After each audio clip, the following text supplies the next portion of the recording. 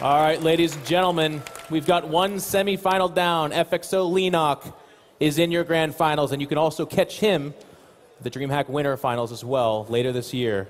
But let's go ahead and introduce the next semifinal, because I think a few of us might be ready to watch some goddamn StarCraft 2.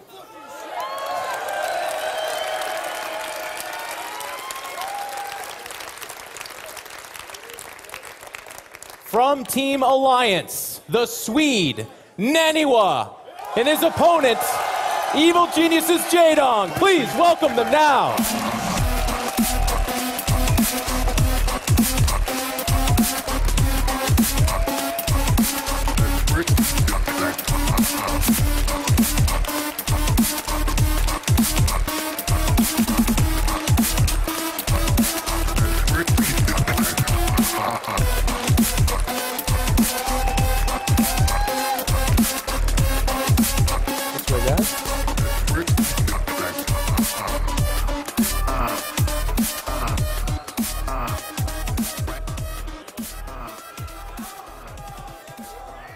Gentlemen, you've been up here a lot. You're both very focused, so I will not waste your time to a certain extent. NaNiwa, you are the last foreigner. You are standing in front of Swedes. You are facing Jaedong.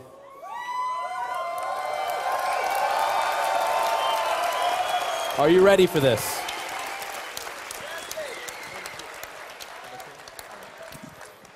Well, I'm not really expecting anything. I just want to play good games. Like, as long as I play my best, even if I lose, it's okay for me. But I think I have a chance, but we'll see. Hey, that's not so bad.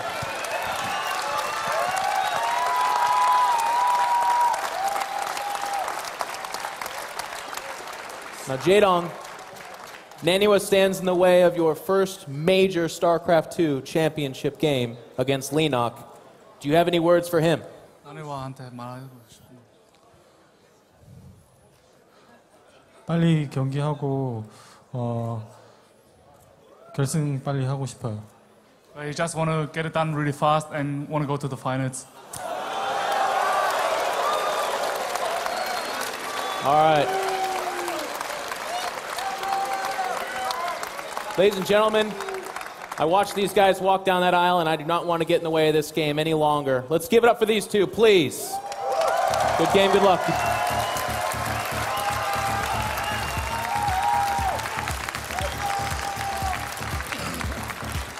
Going to be an amazing match. Ladies and gentlemen, it's also my duty to make sure we give proper thanks to a lot of people. Can we please put our hands together for the amazing casting duo of this weekend, Artosis and Apollo, please. Take it away, guys. Thank you so much. In control, this is StarCraft 2. This is StarCraft 2. That walk up to the stage was the most epic thing I've seen for these past 2 days, Artosis. Listen. I'm listening. It's NaNiwa against Jaedong in the top 4. This is like actually just too epic. I can't even sound excited right now because my head will explode. And it'll get us more views, but it's not worth it. I'm important.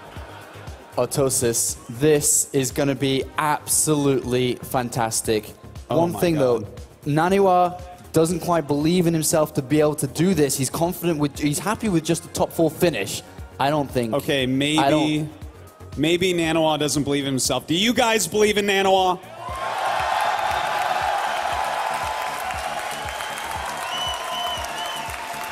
With the way he's been playing this tournament, the final is 100% in his reach here. It absolutely is. He's playing fantastically. He has knocked out so many great players on his path. I think he can do it, Apollo. I think he can too.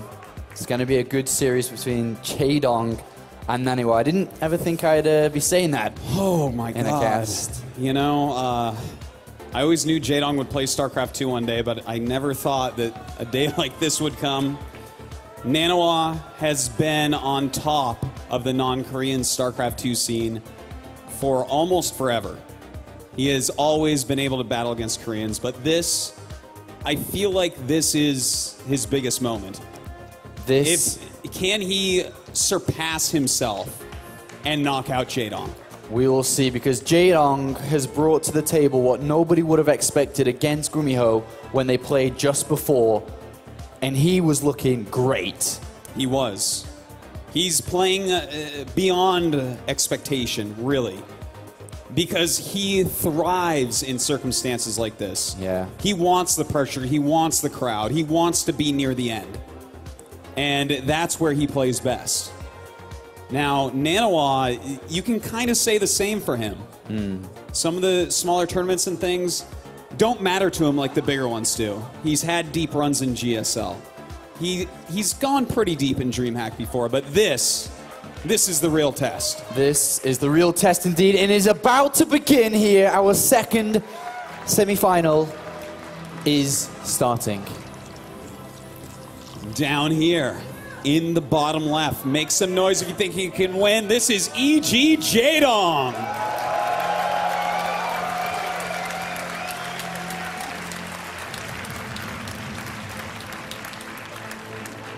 And Jaedong going up against a guy that I'm pretty confident that he's made you happy with the way he's played this weekend. It is NaNiwa.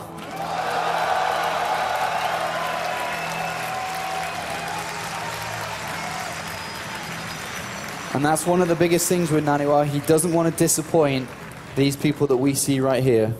No, he does not. And I don't think that he will.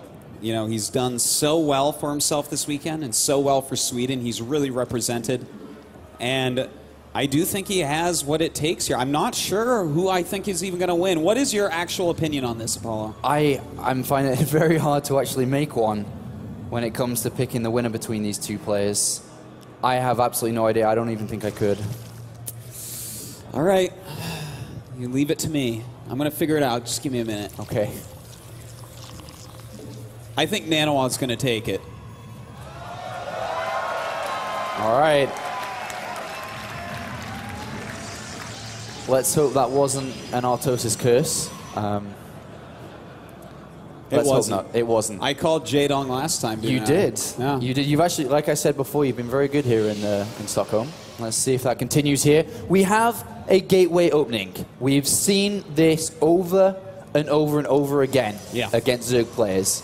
Even, I mean, a lot of times in StarCraft 2, if you use a build and you pick up a win, and you don't think it will work again, you don't do it. Yeah. He's used it over and over here. Almost every single game, and at least variations of it. Do you think he's going to do it exactly the same as he has been? Because when we saw him do it on this map last time, he actually did go into a Forge and a Robotics and did a really funny, immortal Warp Prism Zealot push. I feel that that was more so a mind game trickery against what TLO was expecting. Do you see this build order, Apollo, while we're talking about things? 3 hatches before a spawning pool.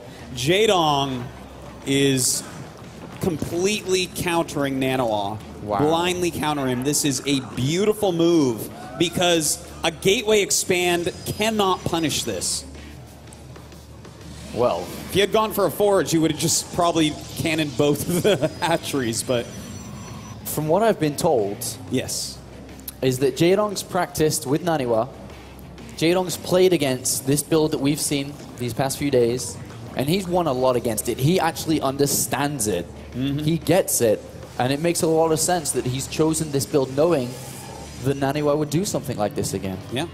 Well... NaNiwa has gotten a second gas already, so he's not doing the same build that he's been doing over and over and over. NaNiwa's going to show us something new here. He knows that Jaedong is way too good to lose the same thing NaNiwa's been crushing everybody with. One thing I want to point to you, though, is that NaNiwa has absolutely no idea. He hasn't scouted. Nope. He's got no idea. By the time that I'm pretty sure we're going to see an Oracle with such a fast Stargate like this. Do you think that NaNiwa can achieve, if he was to go for an Oracle, can he achieve damage with it? And if he doesn't, how much trouble would he be in considering the opening that we've seen from Jaedong? You know,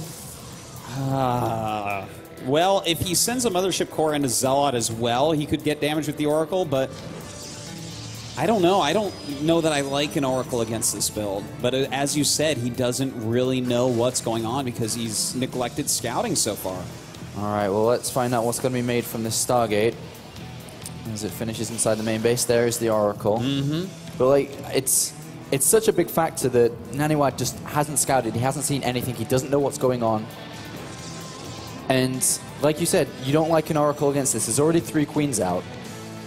Yeah, and Speedlings are going to be finishing up pretty soon here. That is a really quick speed with 2 hatches before pool. Jaedong's build is basically a perfect counter against what NaNiwa was doing before, but we'll have to see if this Oracle can actually get anything done. All right, well, Jaedong's going to go in and try to get a bit of more information in this game. He's going to spot the double gases on the natural, and he's going to send an Overload inside the main base, but this Oracle has gone straight through the middle, and there is nothing there. And he's making a second one, and he doesn't know the Oracle's coming yet, so with this Mothership Core to help do a little bit of damage, this could kill quite a few drones. All right, well, 1 goes down, 2 goes down. Jaedong pulls off the drones. NaNiwa's coming in. Time Warp down as well here. 3, 4. He's up to quite a few kills. 6, 7 kills on this Artosis, and he's going to get an 8th. And then he's going to back out. That's 8 drone kills there. 8 kills, not bad at all. And he gets out of there. Artosis, he's going to have another Time Warp in a couple of seconds here. And he's going to have 2 Oracles this time. 2 Oracles and a Time Warp. Well, Jaedong could be in some trouble, but he's got to be careful. That Oracle taking a lot of damage. All right. Let's have a look what NaNiwa's going to set up next. Remember, behind this, he is starting to transition over. He's got the robotics facility down. He's almost got a 3rd Oracle as well. This is crazy. It's very rare that you see a move like this. He can actually start to take out queens. How many queens do we have? 5 queens out here. 2 on this 3rd base. The thing is, 3 Oracles, one of them is low, so he needs to recharge his shields, but 3 Oracles plus a Mothership Core definitely will kill off these 2 queens. Well, Creep is starting to connect into there. 2 more queens are coming across. Here comes the Time Warp. Here we go. He's trying to target it down. Nice targeting there by Jaedong. He does pull back. And the queen trying to run away. He has killed 2 of them. Look at the resources lost. NaNiwa has lost absolutely nothing yet. And he's killed 700 minerals worth of units so far. Artosis, Immortal production has begun. No robotics bay. Extra gateways are coming down. That's the 2nd Immortal here, and Overlord spots not too much. Oh my god, more gateways. It looks like NaNiwa is going to hit a very sharp 2-base timing here. All right, well, is he going to move out? He should be wanting to move out with the 2nd Immortal that's about to finish, as well as +1 attack. These Oracles are going to be such an important factor. He's kept them alive. He's going to be able to use them as part of his army. If he nails this, he will go at 1-0 against Jaedong. We're about to see, there's the Warp Prison coming. Jaedong immediately going into Hydralisk range, starting speed, but thinking better of it. I think that's a good choice by him because of his creep spread. And he is making a lot of Hydras, and that is exactly what he needs to do. Those Hydras are crucial. The Hydras are really the only way he's going to be able to hold this off. Ooh, remember, these Oracles are going to do quite well against these Hydras as well, if not targeted down early. Here comes NaNiwa, 46 probes. He's stopped very, very low here. Is he going to be able to break Jaedong? Jaedong currently sitting at 119 supply. This is going to be really close, Apollo. Really, really close. He has the Roach Horn about to finish up that may come in useful later on, but right now, it's all about the Hydras and Lings, and maybe the Queens a little bit as well. Well, look at this. Hydra range is about to complete, seconds away. Likewise is +1. Extra spines coming down. Well, we're going to have this attack, and it's going to win one way or the other. Who's going to win? Oh my god, this is tense, Apollo. More Stalkers being warped in. He's going to have to hit perfect force fields here. He's going to have to be very careful with those Oracles. They can die quite quickly. All right, it's going to happen. NaNiwa pulls back on his shield, activated. NaNiwa's going to go in. The first force field comes down. Ooh, good micro by both players. Time Warp goes down. Mothership Core is lost. But still, force field's coming in. Here we go. The force field's somewhat questionable at first, but here he goes. Starting to push forward. Those Oracles picking off quite a few Hydras, but they all are all targeted down. In the meantime, Jaedong swarming in from all sides. More Stalkers coming in, but the force fields are almost all gone. 10 more Hydras on the way. Jaedong's looking really good with his +1 attack that's now finished. Let's see how NaNiwa's going to go. The 2 Immortals going to town. Not too many force fields left here. This is not really the best army to fight against Hydras with. I think NaNiwa realizes that as well, backing up quite a bit, taking a lot of damage on his army. Jaedong may have held here. Yeah, he's definitely holding. He's actually pushing NaNiwa back, who has started pro production behind this. He knows he needs an escape plan, and he's pushing forward. Zealots are crumbling down here. The Hydras are dealing out so much damage here, and NaNiwa left with just a handful of Stalkers and is in retreat. The robotics bay has been thrown down. But overall there, Jaedong holds that incredibly well. That's right. You can take a look at that resources lost statistic there and realize that Jaedong definitely has taken the lead, and on 3 bases that makes even a bigger difference. So he's in a very good spot. A very good spot. The follow-up Colossus all in. Do you think that can work, Apollo? No. And the reason why is because there are 70 drones spread across these 3 bases. He's mining off 6 gases, and a Spire is on its way. Yeah. By the time that Colossus would have come out, and if he was trying to do something on 2 base, that Spire is going to be finished. There's going to be a lot of gas in the bank, and Jaedong can easily deal with it here, I feel. He can make quite a few Corruptors. He could even switch into Mutas if he wants, but I really do feel he's probably going to switch over into Corruptors. Some attempted harassment here, but I don't think that's got any real chance of working right now. In all honesty here, Jaedong is playing better than I've actually seen him play in StarCraft 2. Yeah. Pro League, outside of that as well, this is some fantastic StarCraft he's playing. It truly is, and NaNiwa is playing quite well also, you know, with a build that we have not seen from him at all this weekend, dealing a lot of damage early on with it, but Jaedong just too strong with those Hydras so far. Oh, look how long Colossus range is going to take to finish here. It's only just begun. Colossus are being made. 6 Corruptors coming down. I think Jaedong's just going to use the rest of his supply to get Corruptors out here, I feel. And I don't think he really cares about, you know, banking too many minerals. I think he doesn't want to waste them. He's not just going to build Zerglings here. Obviously, we want to take a 4th, but the most important thing is just Corruptor production. If there's no Colossus... No, it's seriously, you're right. He's not... Why make Zerglings right now? If he just fills up on Corruptors and Roaches, that army is just too beefy for the type of army that NaNiwa's creating at the moment. This is NaNiwa's only chance, though. He knows he can never just sit and take a 3rd base. Jaedong could take the entire map. 4, 5, 6 bases. It doesn't matter. NaNiwa would be way too defensive. And here's his army. This is his last stand, his last opportunity. 127 supply, a very small army, versus 200 supply. Well, we do have that big group of units actually behind the army. Looks like it's going to go towards the natural. Jaedong's going south. He's going to just surround this army here. Well, it looks like, you know, NaNiwa's getting the best engagement you could probably hope for right now because so many Roaches are from behind, but with that flank coming up, he has to use all his force fields, and his army is gone. GG! It is starting, Apollo. Belshir Vestige, NaNiwa. He's on the edge of destruction. He has to win this game. All right. Down here in the bottom right, it is E.G. Jaedong.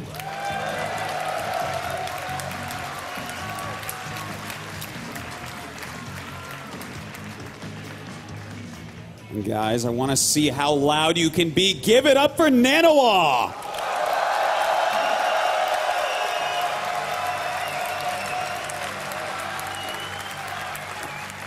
I tell you what, you have to respect NaNiwa for the balls on this kid, man. Oh my God, when you see what we see, guys, that's a pylon. You know what that means. If you don't, well, let us teach you something here today. We are going to see some proxy gates. Can NaNiwa do it? What is Jaedong going for? Is Jaedong going to go for a hatchery first play? The crowd is crazy. White Rod cheering to the side there. Is this going to work? That is a very, very early gateway. 8 supply. This is as all in as you can get from NaNiwa. He is going to win or he is going to die. All right, let's see if he can do it. Jaedong has no spawning pool. Jaedong is not drone scouting. Jaedong is going for a hatchery first. A hatchery first against 2 proxy gates, Apollo. Oh, look, he's actually looking for it. What is he? Oh, he was looking for it there. He was. But guess what? It's further away. And oh my God, oh my God, oh my God. Oh. That Overlord as well, it's heading in that direction. Is it going to go the distance? This is incredibly nerve-wracking right now. A drone is going out, and he might be going for the 3rd hatchery. Oh my God, if he goes for that 3rd hatch, that means his pool's going to be even later. I think he knows. Does he know? No. I don't know. Okay, well, now he knows. All right. And now he's got to panic because NaNiwa is going to be rallying in 2 Zealots at a time. And Jaedong, he sees the hatch. NaNiwa has to be happy here. This is going to be very hard to stop. Oh my god, NaNiwa has chosen. We talked about the choice of opening. This is what he's going for. Jaedong's going for the surround on the Zealot here. Those drones are awfully fast, Apollo. Can he get out? He's being trapped. Jaedong. 2 more Zealots come to support that though, and he's going to get in there. A lot of drones are going to fall down, and Jaedong is running home. He has no spawning pull down yet. The spine, no, nothing is there, Autosis. 3 Zealots, a 4th, a 5th is on the way. Is NaNiwa going to be able to do this? He may be able to. We do have a Queen Star. No, it's canceled. He's going to start throwing out spines because he did cancel his hatchery as well, but those Zealots going right after the spine crawler. Oh, no killing cancel. it right off. And one Zealot comes in and needs to join forces with the other one, and he's putting his back against the wall here, and they do get together here. 4 Zealots as one, 6 Zerglings and drones. He's not mining, he's got no money, he's not building anything else here, and NaNiwa takes the fight. That is right. He's killing these drones oh so quickly. The Zerglings trying to fight, but the Zealots are too strong. NaNiwa is too strong here. He is indeed, and these Zealots are going to stand tall here for Sweden in Stockholm, and the rest of the units shall fall. NaNiwa is going to take this game. The spine crawler goes down. There is nothing. GG! And everyone else here live in Stockholm, there is now officially over 100,000 people on the stream watching Jaedong versus NaNiwa. Game number 3 begins right here. Well, up here in the top left of the map, it is the Tyrant himself. Give it up for Jaedong.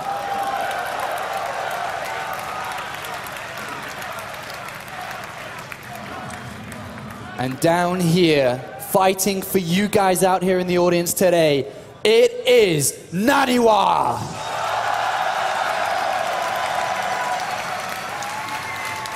NaNiwa right now looks like he's full of adrenaline, Apollo.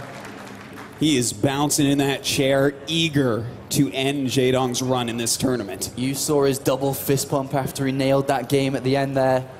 This is a high pressure situation for both of these. Who is going to excel in it? Is it the experience of Jaedong? Is it NaNiwa playing in front of his home crowd? Well, we'll be seeing pretty shortly here. Do you think Jaedong is going to go hatchery first? If he does, that's almost as ballsy. If he goes 3 hatcheries first, that is almost as ballsy as NaNiwa going for that proxy. Almost. And so far, it's working out as we thought. Gateway inside the main base. Ooh. Spawning pull first by Jaedong. Well, NaNiwa just checked that nerd. He's playing safe now, folks. All right, now we have a StarCraft game. All right, so Jaedong not taking any risks. He's not gambling. And the Overlord is going to spot this really early. He has got the better end of the deal when it comes to where they've spawned here. Cross position would have been a bit more difficult, a lot more stressful for Jaedong, not knowing what was going on until a lot later here. Yeah. But he will get in there nice and early and see this gateway expand. And we'll see what the works of his experience with playing against this build. How did he get to knowing that that was the best? How did he develop his strategies to be able to smack it down like he did in game number 1? I think we're going to see that thought process and play out here. Okay, Apollo. NaNiwa's build. I'm going to give you 2 choices. Tell me which one he does. Does he do 4-gate into Phoenix, or does he do the Oracle build again, knowing that Jaedong probably didn't triple hatch? I'm going to go with the 4-gate Phoenix. Okay. I'm going to go with that too. Ooh. All right, I'm glad we've agreed on this. All right, NaNiwa, go ahead and do your 4-gate Phoenix. All right, there goes the Nexus. We got to basically watch that production tab. Where is that second gas? Is it coming down? Mothership core coming out from this main base. Oh. That's a bit of a difference here. Yeah. That's pretty quick there. And Artosis, I'd just like to extend a large welcome to everyone watching on national Swedish television right now. That's right. What a civilized country you have here in Sweden. Thank you for joining us here live from Stockholm. StarCraft on TV, what can be better? All right, the Zealot's going to make its way down here. We have, of course, NaNiwa representing Sweden, going up against Jaedong. Zergling speed being researched here by Jaedong. Imagine if he threw down a Baneling Nest or something crazy like that. There is no third base down yet for Jaedong. He's still mining gas, as we can see. Yeah. Do you think he's going to get Overlord speed here? If he wants to play reactionary and play safe, yes. If he's already got a plan, then no. Well, we'll see here in a second.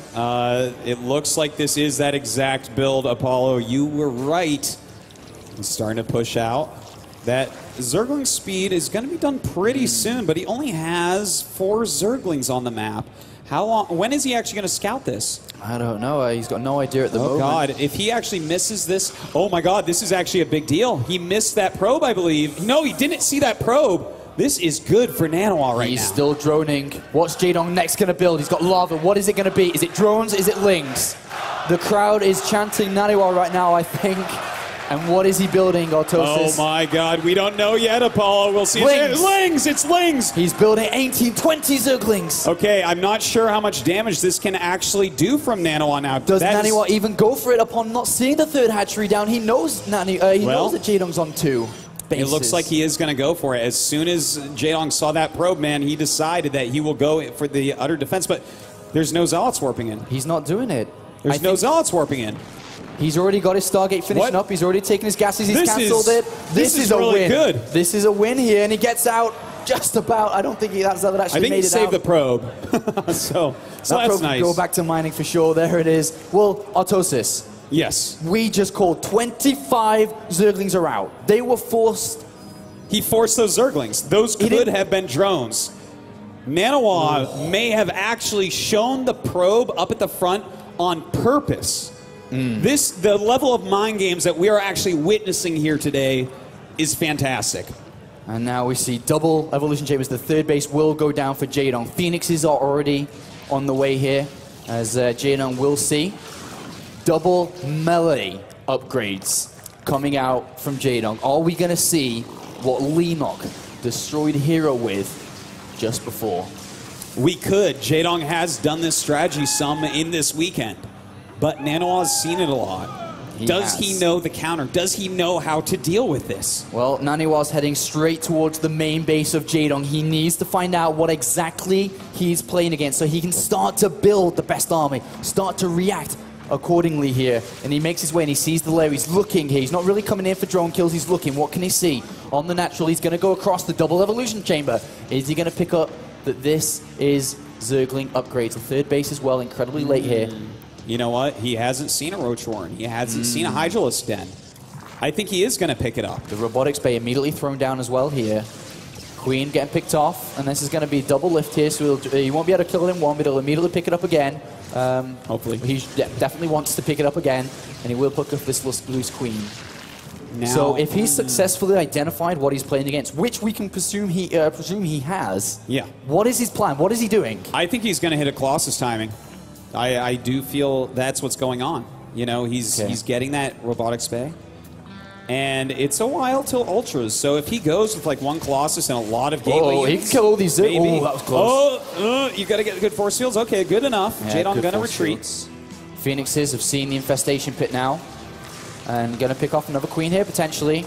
He should be able to get that good pick off there by NaNiwa. Will. In fact, he might get a couple more Queens. The Spore Crawler is coming up, which could cause a problem for that, but... How many Queens is he going to get here? He gets another one. Is he going to try it? No, he shouldn't, as the Spore Crawler is there. Good job. Oh, he's got to be super careful with these Lings out there. Oh, a really nice surround going down by Jaedong here. Some okay force fields, but he might be able to force a cancel on this Nexus. Remember, guys, this is currently 1 apiece. It is a best of 3. The player who wins this game will go to the grand final. And it looks like Jaedong has broken through this 3rd Nexus. Are we going to see a cancel? I think we are here. There's just no units at all. This is a big win for Jaedong. That is a huge win for Jaedong right there. A big advantage going to the Zerg player. More Zealots being warped in, but these are 1-1 Zerglings against simply +1 Zealots. Completely outclassed right there. And this 3rd base, drones are going down. NaNiwa returning a bit of damage there, but that was a lot of damage. The Hive has started, Autosis. 2-2 upgrades for these Zerglings are on the way. We are going to see an Ultralisk Cavern very early here, but upon losing that 3rd base, NaNiwa's lost a lot of power going into this game. Yeah. Do you think that he's just going to hit a 2-base Colossus timing from here? Because this is a bad scenario. It lost may a lot be his of units. best chance. It may be. If he tries to sit back on a third, he won't have enough time. The ultras that come out will probably kill him, and he's getting a second Colossus. He's getting that range that's going to shred the Zerglings, even though they have nice upgrades. He is adding those 2 gates. I think he has to. I think this is NaNiwa's only and best chance here. Yeah. Because, like I said, if he sits back and tries to take a third, it's too much time. It's way, way too long. Zealot Colossus is pretty okay against mass Zerglings, but when those ultras come out, it is a different story. So if he wants to do this, he's going to have to do this very quickly. All right, what is he going to do? He's going to throw down a third Nexus here. That's if he plays it like this and plays it slowly, this Ultraless Cavern will complete. Ultraless will come out here. And we saw previously when Hero was playing this exact same style. Oh, hold that thought. Okay, he does save the Nexus, which is a win. But Hero tried to build the army. He didn't have the time, and I don't believe that NaNiwa has either. No, here. I think you're completely right, especially with these Infestors popping out. The Zealots are not even going to be able to connect half the time with fungal growths all over them. And we do have a Twilight Council on the way, so for sure this is not a Nexus cancel. This is making me a bit nervous, but he is walking out. And he's seen the hive with the Phoenixes. He knows this is coming. Yeah, it looks like he's getting ready for Viper play. Oh, dear me. Oh, my God. Jaedong might even force NaNiwa's hand here if he's able to bring this down. Nexus, he's got no choice. He's on 2 Nexus, whether he likes it or not. Yeah, this is really bad. Those Zerglings definitely look like they're going to get the cancel there. And down it goes. He actually gets the kill. It's now or never, Autosis. Well, here we go. He actually time warps those Infestors, picks them all off. NaNiwa has a strong army, but when those 5 Ultras come out, the party is over. 1 Immortal just popped out. It needs to get the hell over here if NaNiwa wants to be able to do this. Otherwise, Jaedong will be going to the finals. 7 Ultralisk in the production tab. They will crush this if they get the right surface area. Ooh. Well, he's dealing a lot of damage, man, but seriously, 9 Ultras are going to eat through this army. He's going to have to recall. He can't stay here. There's no way. 9 Ultralisks. And here the first one pops out, and NaNiwa knows what is he going to do. He gets fungled, and he just about gets out. That was a good recall. You have to give him that.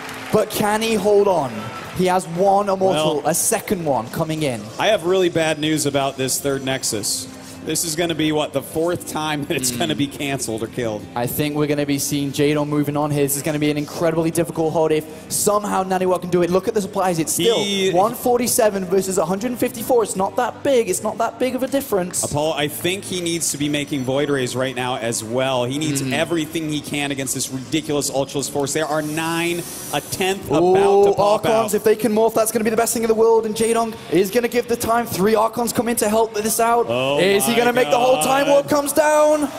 Well, those Ultras going up, dealing ridiculous amounts of damage. Out come the Archons. Does he have enough damage to actually cut through? And oh my God, NaNiwa is killing off the Ultralisk. 3 Ultralists remain. The Archon doing a lot of damage on the left-hand side. The Immortal doing so much here. Is NaNiwa going to be able to hold this position? He's going to hold this position. I can't believe it. Oh my God, how is he holding that position? There's another Immortal on that natural, and Jaedong is on 3 bases, Autosis. He does not have the income as Zerg wants at this stage. A miraculous hold right there. Immortal production beginning again. A lot more Ultras will be popping out for Jaedong, as well as superior upgrades. But that hold was the first step in NaNiwa possibly taking this game back. I can't believe those Archons were the changer. That is so important. NaNiwa has +2 attack on the way and more units. He is having that time. He is building that army. Archons, Immortals, Zealot Charge, +2 attack on the way as well.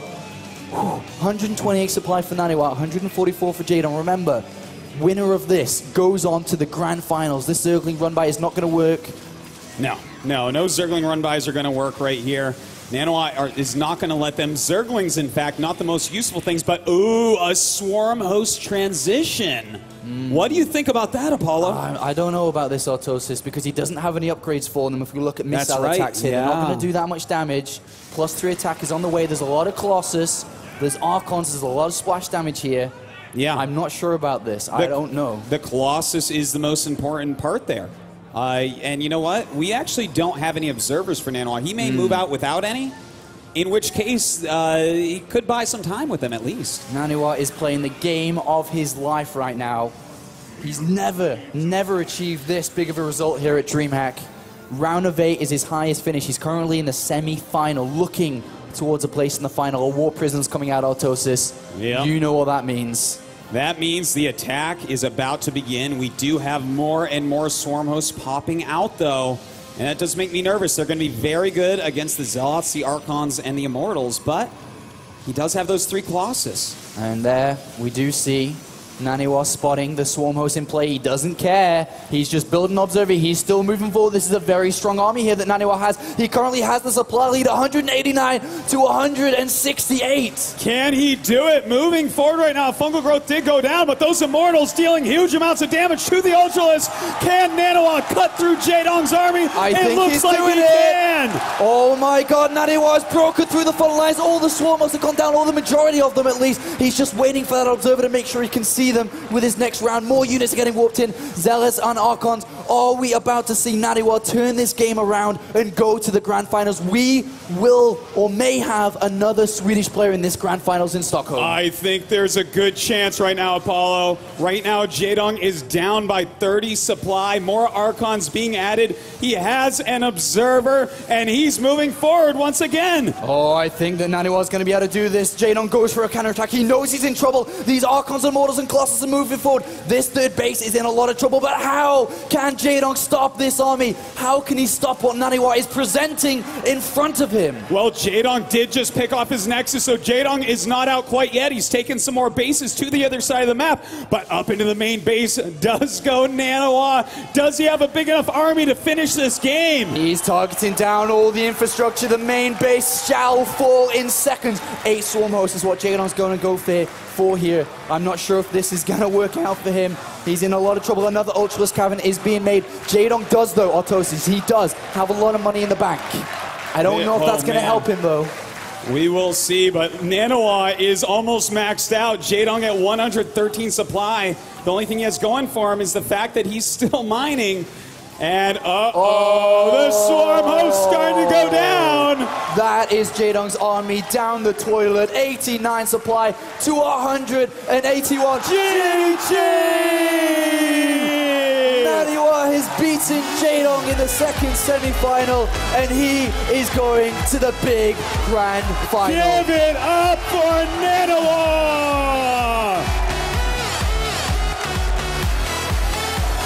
Nice job, man.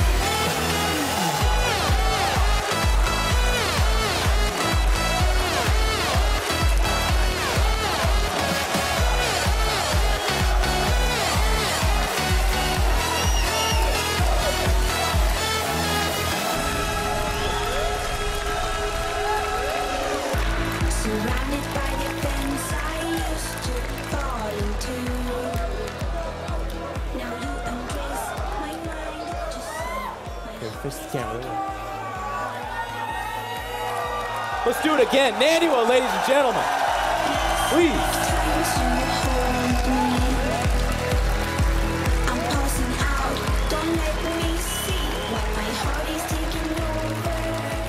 Now, NaNiwa, you're helping create a bit of a tradition here at DreamHack Stockholm Open. You're in the finals again. I guess a Swede. You guys do really well here. Now, walk me through that match, because I'm actually proud of myself for standing here, because I almost had a heart attack over there. I could not believe what I was seeing. Did you think you were going to lose? I mean, your Nexus got canceled like 4 times. Well, I thought I was really behind, and I'm sure I was, but I saw that he made Ultralisk. Like, I practiced with Jaedong in Korea quite a bit, and I lost like 0-8, I think.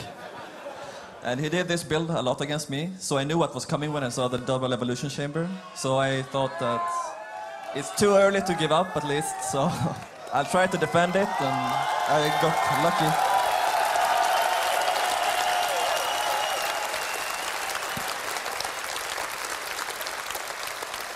Well, that was a hell of a ride. Dare I say that might have been the best series of certainly the day, but maybe the tournament. Congratulations again.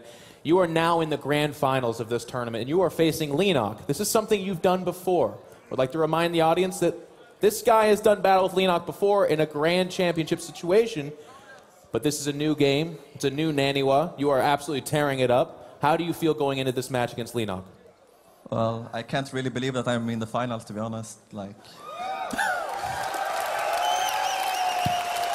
when I came here, I came with no expectations. I thought that My skill is okay, but if I happen to lose in the group stage or whatever, it's okay. It's a new game. I'll just climb back up there, but I really can't believe that I'm in the final. It's like a dream.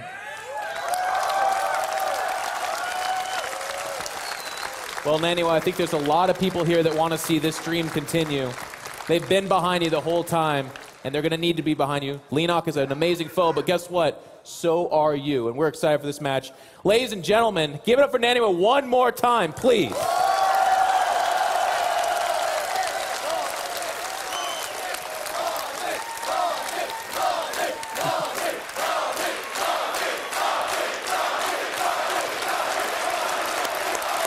All right. Good luck, buddy. Give him hell. And that is going to set up our grand final. FXO Leenock versus Alliance NaNiwa. Your countryman has done you proud. We're about to see an amazing finals. It's going to be a best of 5, by the way. And again, all these top 4 players are qualified for DreamHack winner. But I'm going to get out of our way because we have an amazing final to set up. So give us a few moments, and we'll be right back after this commercial break. Don't go anywhere.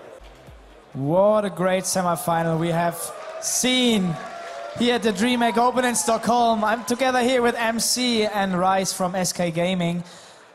Probably one of my last chances to interview this guy.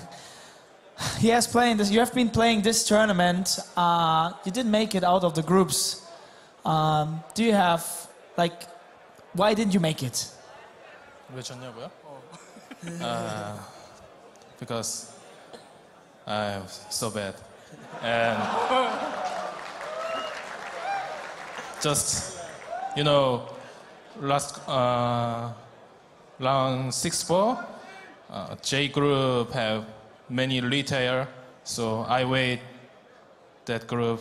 I'm so tired, so I lost. That's MC, guys. But let's talk about WCS. You go to Europe.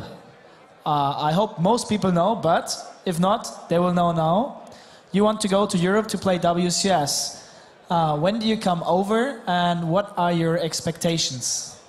언제 유럽 올 건지, 그리고 뭐 WCS 어떻게 할 건지, 잘할 건지 뭐. I'm already come Europe, and tomorrow I'm leaving to Germany. Maybe stay 1 month. That's nice. So, what do you think about your chances playing against the Europeans, the Germans, the Swedish guys, and so on? 유럽 사는 거 어떠냐고? 아니 유럽 상대하는 거 어떤지 그냥 그냥 자신 있는지 우선하죠. I'm always have confidence, and maybe will be fun because I will use always English, so my English skill will be better. Your English became already a lot better. I remember first interviews, and now it's already have been improving so much. MC, I wish you best of luck for WCS. I hope you kick some asses, and we see some great games of you. Please, big applause for SKMC. Gentlemen, the moment we've all been waiting for is almost here. Are you guys ready for this? I believe it. I know I'm ready for it. It's been a long couple of days. 96 players, over $22,000, and several thousand of the most beautiful Swedes I've ever seen in my life. Am I right? I was hoping you guys would applaud that one. It'd be tough if you didn't. But we have our grand final here, and we're just a few moments away from it. We're going to introduce these players one at a time, and I want you guys to blow this roof. Sweden is watching. You are right now on television, and there's over 100,000 people on stream. This has been a success. Congratulations and good job to all of us as well.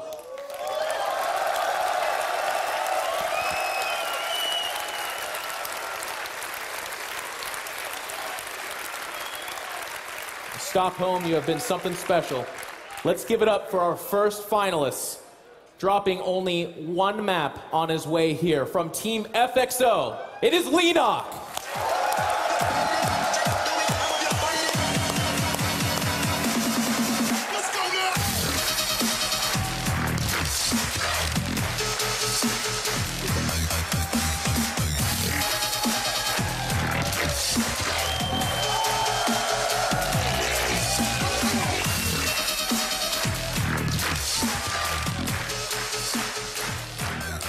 course, this is a two-man show for this final. You may have heard of the guy we're about to bring out here. It is Alliance NaNiwa.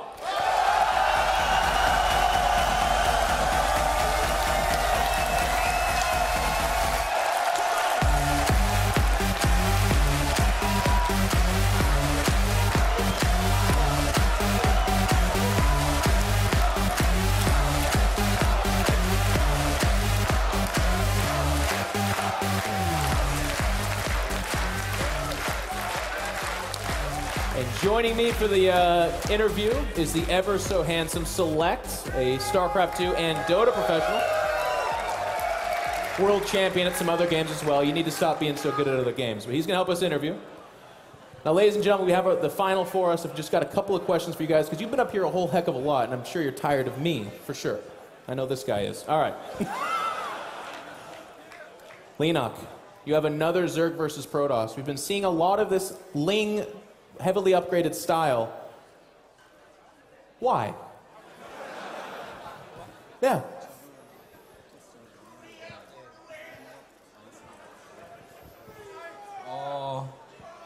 저글링이 자유롭게 뛰어다니는 모습이 너무 사랑스러워서 그런 빌드를 만들었습니다. I just love Ling. He just loves Zerglings running around the map, just like it.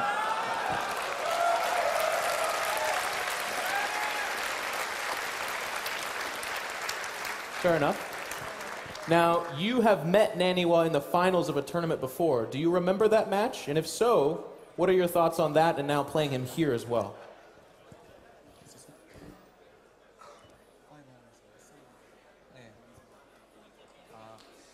나니와 선수랑 저번 MLG에서 한 게 아직도 기억나는데 그게 첫 우승이었는데 그 첫 우승이 좋은 기억이었기 때문에 지금도 좋은 기억으로 끝낼 수 있었으면 좋겠어요. I still remember last time when we met the final, and that was my first win. So I'm gonna make this. His like 19th win or whatever it is now. Yeah, very good. All right, let's give it up for Leenock, please.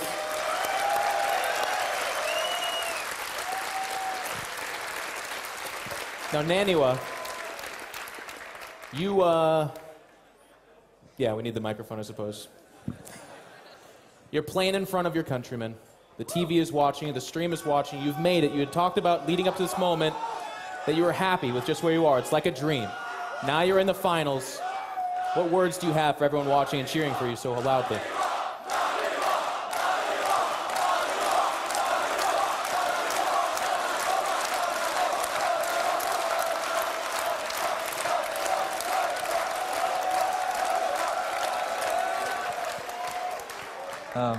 Obviously, I'm very happy, and I couldn't ask for anything more, but I'm never going to guarantee you a win. I can only guarantee that I try my best. I hope that will be enough.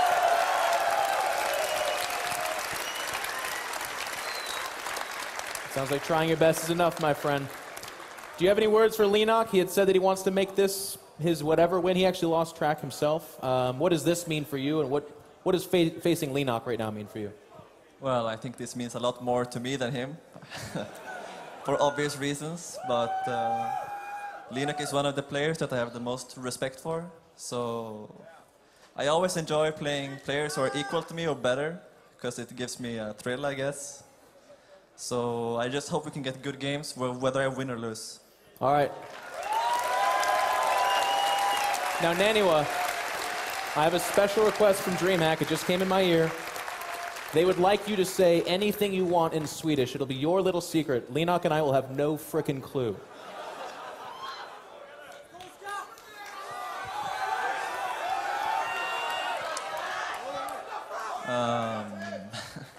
Tack för att ni alla har kommit hit och kollat, men jag är inte säker om jag kan vinna detta, men jag ska försöka så bra jag kan.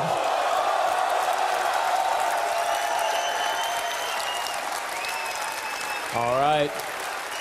Ladies and gentlemen, let's get on our feet as we watch them go to their booths to do battle. Please. NaNiwa and Leenock, let's go.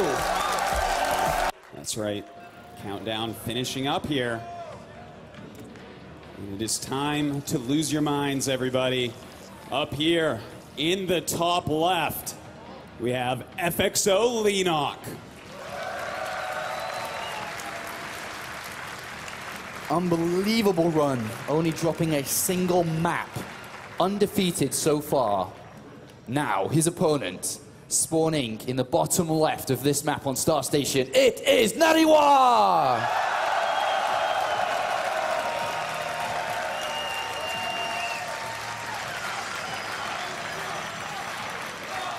There he is, Artosis. Yeah.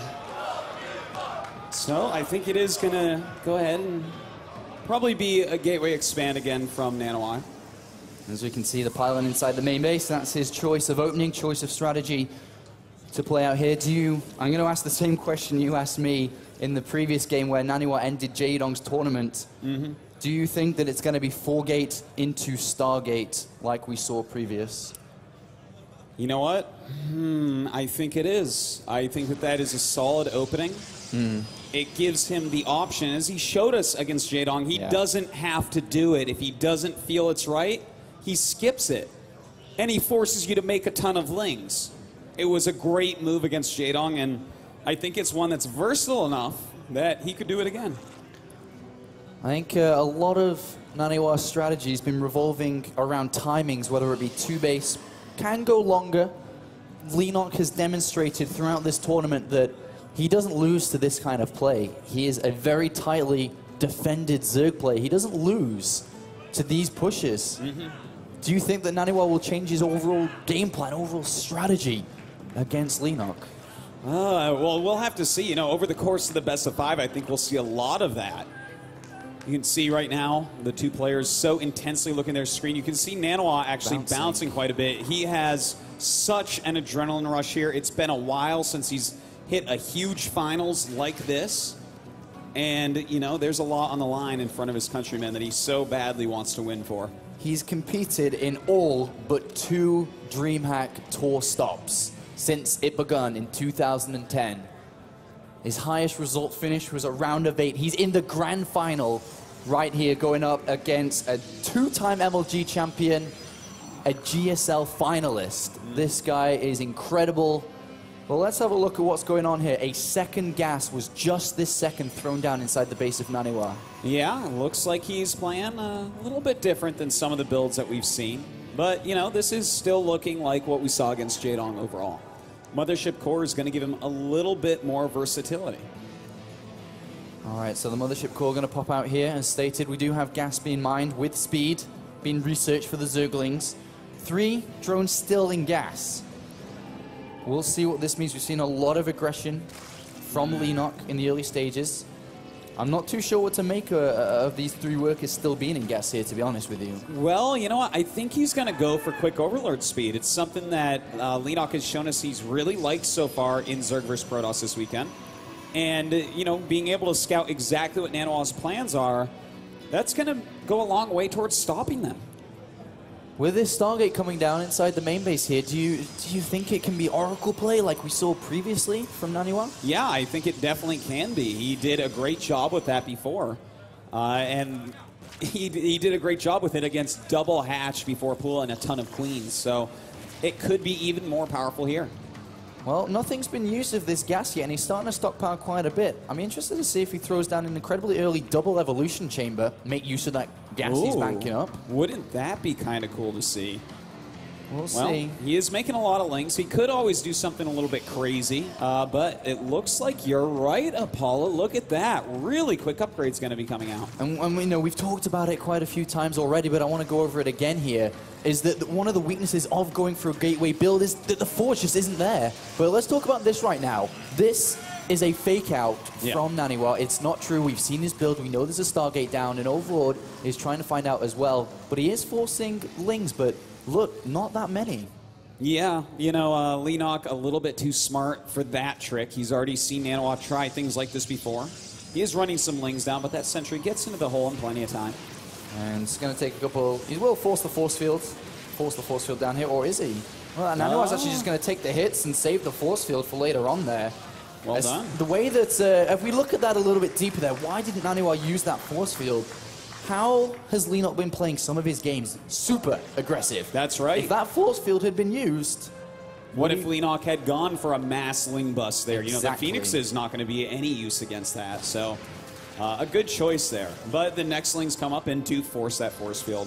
Another good move there by Leenock. All right, once again, NaNiwa with these Phoenixes out here, he's killed an Overlord, but the main goal now is to find out what's going on. This is his scouting option. And as soon as he sees these double evolution chambers, he knows exactly what to do. That's what he said in the post-game interview versus Jaedong. As soon as he saw it, he knew exactly what he had to do. And despite having a major disadvantage in that game, was still able to pull it off. He hasn't spotted it yet, though.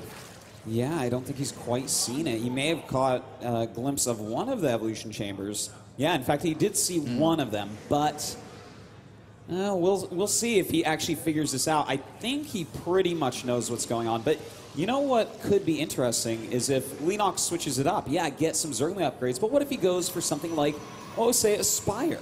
That would be a big twist in this story here. We'll have to see what he does with this layer as it completes. A couple of queens coming across, a couple of drones getting picked off here, and these Phoenixes will fly away. There's 4 queens, a Spore Crawl, and Overlord will go down. He's going to fly past the double evolution chamber. He does see it now properly. And let's see how he's going to play this. Do you think that he's going to try and... Well, actually, a couple more drone kills there. I was going to say, do you think that he's going to try and play out what he initially intended against Jaedong? Take that third, slow it down. Absolutely. I think we are going to see exactly that. In fact, he's already started that robotics bay. Going to grab a quick observer as well. And Leenock already going into the infestation pit. That's a really fast infestation pit here. He's going to be able to hit a super fast hive. We'll see how NaNiwa's going to approach this. Look like he's going to try and clean out his third so he can take that momentarily here. Remember, this is a best of 5. It's a big difference between a best of 3, the mentality, the length of it. And, you know, that means that we can see even more mind games, because we already saw so many in that last match between Jaedong and NaNiwa, just going back and forth with their strategies and trying to trick each other. That's going to come to a whole new level. Oh! A huge run by, a big mistake there by NaNiwa. And this is not good at all. He's got all his units on the other side of the wall there. Well, you know, he does warp in quite a few Zealots, so that will help out, and throws down the Nexus Cannon. It's just slowing him down a little bit, though. There's, of course, that energy used on the main Nexus instead of on the third, potentially, once that's up. And more Lings are being made here by Leenock. That's right, the Lings do run by there and go back into Nexus Cannon range. Going to run out. Not sure that they're going to do too much more. Well, he picks off this cannon, probably going to go down to the mineral line. Shouldn't be able to get too many probe kills here. Gets a couple, but another Nexus Cannon is there, and he will take that down. Third base is down by NaNiwa. Can't afford to lose it like he did against Jaedong. Well, the one thing we can say about that is that he certainly made him use up all the energy on that mothership core. Now, the Zergling's trying to come over to force a cancel. Doesn't look like it's going to work, but you might get some sentries. 2 sentries going down. All the force fields being used up as well. Doesn't want to lose that other one. Doesn't quite lose that. So how do you rate NaNiwa? How's he doing in this game so far? He's not doing perfectly. You know, he has definitely made a few mistakes. He's lost a few very crucial sentries in there as well. But he's still okay. He's about to lose a couple of Phoenixes here if he's not careful. Does pick up the Infester and will get a kill there without losing a single Phoenix. Well done by NaNiwa. Well, now's the time for the Ultralisk Cavern to come down. And there it is, placed in the main base. 2-2 about to finish as well. Not that much gas for Leenock, considering he is only on 3 bases. It's going to be kind of hard-pressed to upgrade his Ultralisk if he wants to start to build them immediately here, which will give NaNiwa a bit of breathing room.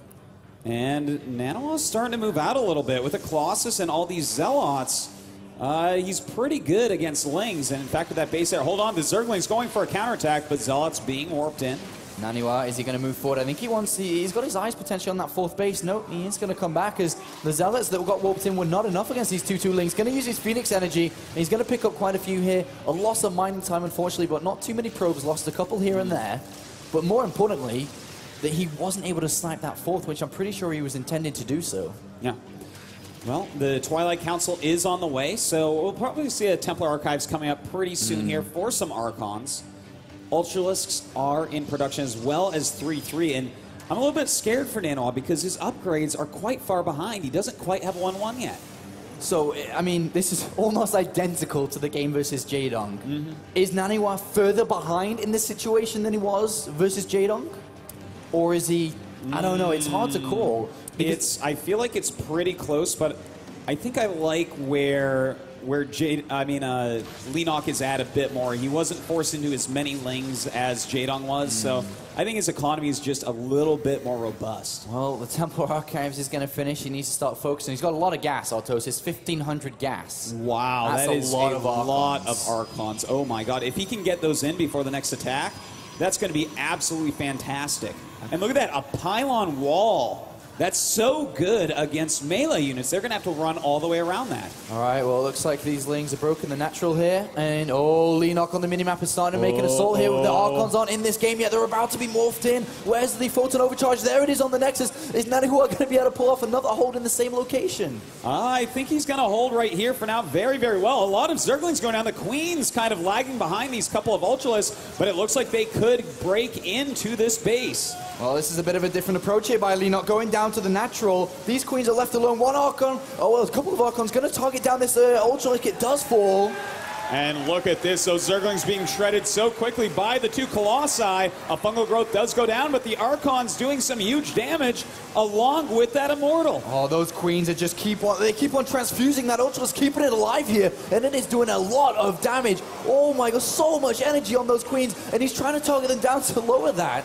And look at that, the Queens look like they are going to go down, Apollo. In the meantime, look at that Warpin trapping the Ultralisk. A beautiful move by NaNiwa. He does lose one Colossus, but he keeps his third for now. He needs to keep this third alive. It's so important, and Leenock is going to bring it down here. That's a big, big win there for Leenock, pulling that third base down. That will limit the income for NaNiwa, who is down to 112, supply to 151. That was so important to keep that alive. There are a lot more Ultras coming in, forcing a cancel right away as well. These Zerglings hitting those Immortals, such a big move. The Archon not in quite yet, and I think he may be overwhelmed now. Yeah, GG. That's a good sign. That is a very good sign, Artosis. Belshir Vestige. We are in, we are ready. Map number 2. Let's go ahead. All right, Apollo, if you say so. Down here in the bottom right, give it up for Leenock.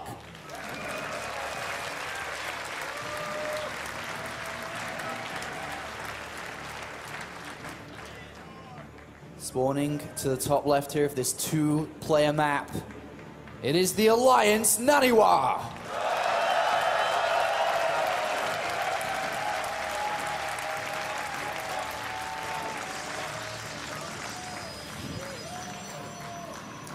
So, Apollo, I have a theoretical question for you. Okay. Okay, so last year, not as many Koreans in this event. Polt makes it to the finals, Thorzane kills him. This year, a lot of Koreans in the event. A lot of top Koreans in the event. If NaNiwa wins this, how many Koreans actually are going to come over next year to challenge the Swedes? Artosis, in all honesty, I think they all would. They all would. Every Korean. Every single one. 50 million Koreans in the DreamHack Open. We're going to test that open part of the name. Anybody can play. Yeah.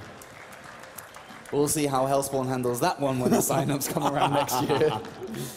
Hatchery first, Artosis, versus a gateway opening here. Good opener by Leenock. Really, really nice choice. If he goes for triple hatchery, then NaNiwa's starting out well behind. I wonder if he's going to.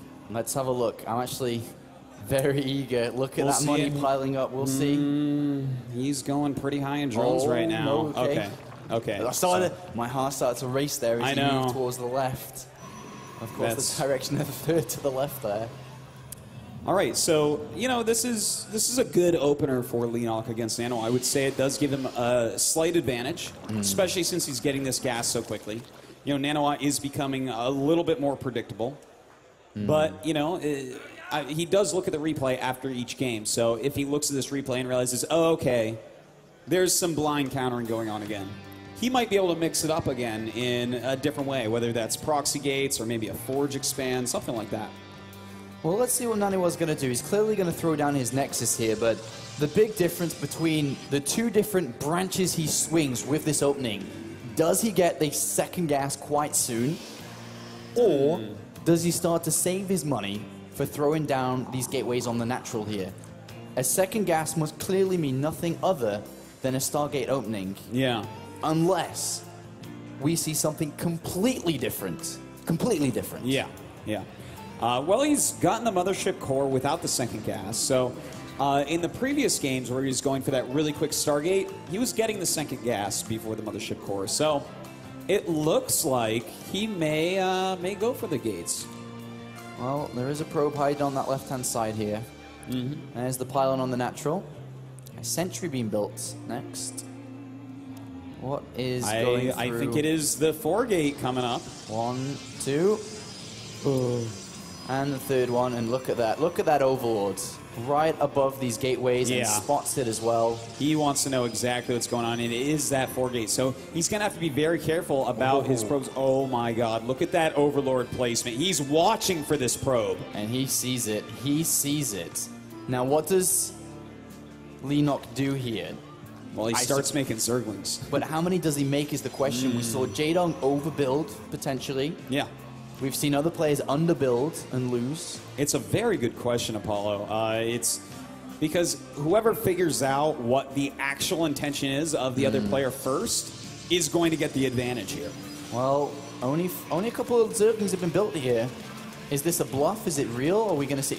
Look at that double evolution chamber going down right now as well. I think he thinks that there's a bluff coming in. I'm pretty sure that this is the perfect reaction from Leenock here. He hasn't overbuilt. He's got 10 Zerglings coming. He's got quite a nifty drone count, but looks like NaNiwa's going to continue through with this. Yeah, 8 more Lings are on the way, so he's going to have 14 total against the 5 Zealots, and that pylon is pretty far away overall, so he should be able to defend this, but this shouldn't be a complete waste, these Zealots. I think they'll kill off a decent amount. Well, here we are. What we're going to see here from NaNiwa. Is he going to recall? Yes, he does. He gets out with every single unit there. One big thing, of course, is no third base down, which is really nice for NaNiwa to keep Leenock back before, as we see that going out of tape. But the big question here is that we see the double evolution chamber down again, and we see the melee upgrades again. Leenock is playing the same style on this map. Yeah, exactly the same style coming down. And NaNiwa, you know, he's going to be able to scout it with his Stargate. And hopefully he'll just do a better job this time of countering it. You know, don't let any Lings into that main base. Try not to lose your early sentries with the Lings around or anything like that. And if he can do those things, as we saw against Jaedong, he can beat the strategy. All right, so not too much difference. Oh, actually, hold that. As soon as I say that, a Baneling nest has been put down here for Leenock. Interesting. I think he might be changing things up a little bit here. Yeah, it could be. You know, the way that NaNiwa's been going about countering this build is making a lot of Zealots, a few sentries, and going into Colossus. Well, if you get Banelings with speed, you're going to clean those up so quickly. Well, let's see as this layer finishes. If he's going to research Ventral Sacs and start to think about researching Overlord speed as well. Hasn't quite got it yet, as we can see. Void Ray has been made here by NaNiwa. Yeah, that's a big change as well that we haven't pointed out yet. You know, before he was going for 4 to 5 Phoenixes. Here, pumping out that Void Ray right away. Obviously, the Void Ray is going to be very useful against Ultras if they do come. I wonder if the Baneling Nest is more of a... Yeah, NaNiwa, I'm not quite playing the same here. Let's see what your reaction's going to be, because he has thrown down the Infestation Pit anyway. Well, actually, 10 Banelings just got morphed here. Yeah. Well, oh my god, this could be very bad indeed, and he sees those Banelings. This is going to make moving out a lot harder for him. Yeah, well, he should just send the Void Ray over there here. He's got to be careful with these force fields. The Banelings are going to go towards the wall here. How's NaNiwa going to handle this? A good force field going down. But yeah, that Void Ray actually needs to get out there and chase down those Banelings. He can kill those all off, in fact. This is a really nice strategy here coming out from Leenock, and a bit of an investment with his gas. A Baneling Nest and Banelings, preventing this third from being taken here. Delaying NaNiwa, but here comes the Void Ray and Mothership Core. This absolutely should be getting rid of these Banelings to clear out the pathway for this third to be taken. And you know what? He's going to be able to take that third without too much trouble here. He's really crossed every T and dotted every I here, Apollo. You know, it looks like he's in a solid spot. All right, well, no Lings make their way through here. And he's going to have some good force fields, and he does have the first 2 force fields go down really well. Banelings do fall down here. All right, well, they're not going anywhere. Well, that was one doomed Baneling right there. Well, this has been a great defense so far. A lot of Lings actually come in. They do have 1-1 upgrades, but, you know, this is just too many Zods, too many sentries. So far, so good for the Swedish player here. Altosis is reacting and dealing with everything really well. But we do have a 4th base coming down for Leenock and a Hive. 2-2 is on its way, and we will be seeing that Ultralisk cannon coming down very shortly. Now, this is kind of interesting. You know, we do have NaNiwa staying on course. He's getting, you know, a few Stalkers mixed in, of course, but also going for that Colossus, getting the range, going for the second Colossus. But I really like Leenock's 4th base timing here. I think he's realized that there's no real move-out potential right now. You know, if he did, that 3rd base should be canceled. Ooh, a Spire has been thrown down. We'll keep that in consideration for now. Ultralis Cavern going down as well. Yeah, but that 4th base, as you mentioned, there were 11 drones being built. It's very smart of you to say that. With 11 drones coming down, he's up to 76 drones. That's one of the big differences between both games that we've seen, Jaedong and Leenock. That 4th base was never down that fast. Yeah. It was never saturated, never had gas being mined from it. It's a really nice move. Now, if these Lings go into that 3rd base, can he keep that alive while moving out here? Because this will be a good move out timing if he can do so. I think he might have to recall here if he's... Well, the Lings do come back as NaNiwa moves forwards. This is quite a powerful little push out here. Not ready yet, no Ultralisk, no nothing. Yeah, it's a very nice army against what he's up against. You know, he does have a decent number of force fields in here as well, so if he's very quick, those Banelings shouldn't really do anything. Look at this, a perfect timing right before Ultralisk are ready here, as you can see they're being made. Let's see how much damage he can do if he can... Oh, those Queens look pretty juicy right now. He's going to have to nail these 4 fields against these Banelings. Yeah, he's going to have to be very, very careful about that. And here come the Banelings. Oh. And it's really good force fields so far. He's going to target those down, and the Banelings being destroyed. Beautiful moves by NaNiwa. He's got to be careful. I don't think he wanted to use Time Warp there because he knows that the ticking bomb is ticking Altosis, because when the Ultralists come out, 6 are on the way, and he's going to have to escape him momentarily, but he wants to do as much damage as possible. The hatchery on the natural's going to fall, and he gets out. And the money recall right before the Ultras pop out. Good moves by NaNiwa. Oh, that was a close one. A perfectly executed movement out there right before Ultralisk pop out. Perfect there by NaNiwa, and he has, I think, the Templar Archives down. I'm not 100% certain on that because he has been very occupied. Yeah. He does indeed. So there come the Templar, and so far so good for NaNiwa. It's Archon time, and he's making Immortals as well. So far, NaNiwa has countered everything perfectly. He's made a few small changes, such as the addition of a Void Ray, and it's been working out perfectly for him. That pylon on the left-hand side, that is a very important pylon. If Leenock's forces are on the other side of the map, if NaNiwa can occupy him, if he's able, he has got a Zealot charge too, if he's able to bring down that hatchery, and here comes the warp in, 6 Zealots on the left-hand side here, Altosis. If he can bring this down, there's no Queens, there's no Transfuses. This could be a big move if NaNiwa can pull this off. This is amazing, and that is actually where drops are being upgraded as well, so he's going to stall that out. Also, a great move here by NaNiwa, and it looks like that hatchery is going to fall. Big win there for NaNiwa, a big win, but look at those overlords. They are preparing for something rather dangerous here. This is going to be an interesting couple of minutes here. Ventral Sax, as you said, was cancelled though. Yeah, and that's really good. Nice little move there with the Archon, by the way. But, you know, the fact that they were canceled may even just change the plans here of Leenock. Looks like Leenock going to expand over to the right-hand side now. A Phantom Pylon floating there as well. And I think what we're going to see very shortly is NaNiwa attempt to establish a 4th base. He's got a very strong army against this Ultralisk. And we do have +1 Flyers attack on the way here for Leenock. And I think he's got to start to move his army away from Ultralisk here, Altosis. He's not going to cut it in the long run. Do you think he's going to switch into Mutalisks? I think that's very dangerous against the amount of Archons that are here. He could never engage the army straight up, but maybe outmaneuver his opponent. Corruptors would seem a little bit weird, especially against such a high Archon count as well. Well, he does cancel this 4th base. Lings don't make it to the natural, and a couple of... Oh, the Ultras get stuck. A free win there for NaNiwa, and we do have a couple of Zerglings just, well, trying to bring down that 3rd. And in fact, they're going to get the 3rd base. And it is a Mutalisk switch, 20 on the way. This could very well become a base trade scenario. This is going to be exciting. Let's see, there's no pylon close here for the time being. 22 Mutalisks. Oh, good fungal there. Yeah, that's a really nice fungal. Well, he's going to walk up here and easily plow through these few spine crawlers with all those immortal shots. Zealots charging forward as well, but 20 Mutalisks come out. He's going to have to clump his army oh so well, targeting Magic Boxing down these Archons.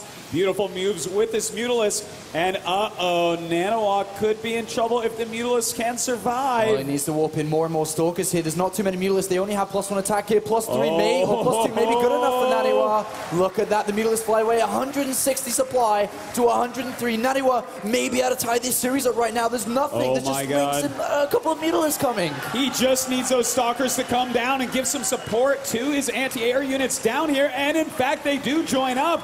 A great move by NaNiwa. It looks like he's sending his Zealots towards the 3rd and going towards the main with his main army. Oh, NaNiwa's going to be able to tie this series up here, I think. Artosis is marching towards the main. The 3rd is being compromised at the same time. The Hive is going to fall in a couple of seconds' time. NaNiwa is bringing what it takes to be able to pull this series back. That's right. It doesn't look like Leenock will give up quite yet. He does have a lot of Mutalisks, and he wants to see what he can get done with them, but this is a huge amount of damage that has been dealt. Well, the Mothership Core is down. I don't think this army is ever going to die. The only way that Leenock can try and keep this game alive is by going for counterattacks, trying to run around the map, but there's Blink. There's +3 attack about to finish. This is going to be very, very difficult to actually pull that off here. Indeed it is, but he does have a lot of Mutalisks, so that definitely works towards his favor. Oh god, this is one way to lose a lot of Mutalisks, so those Archons going to deal huge amounts of damage.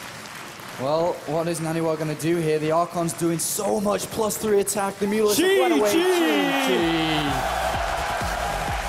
I'm very excited for this. It's currently 1 apiece. 1 Sweden, 1 Korea, 1 NaNiwa, 1 Leenock. Let's go ahead and introduce our first player down here in the bottom right. It is FXO Leenock.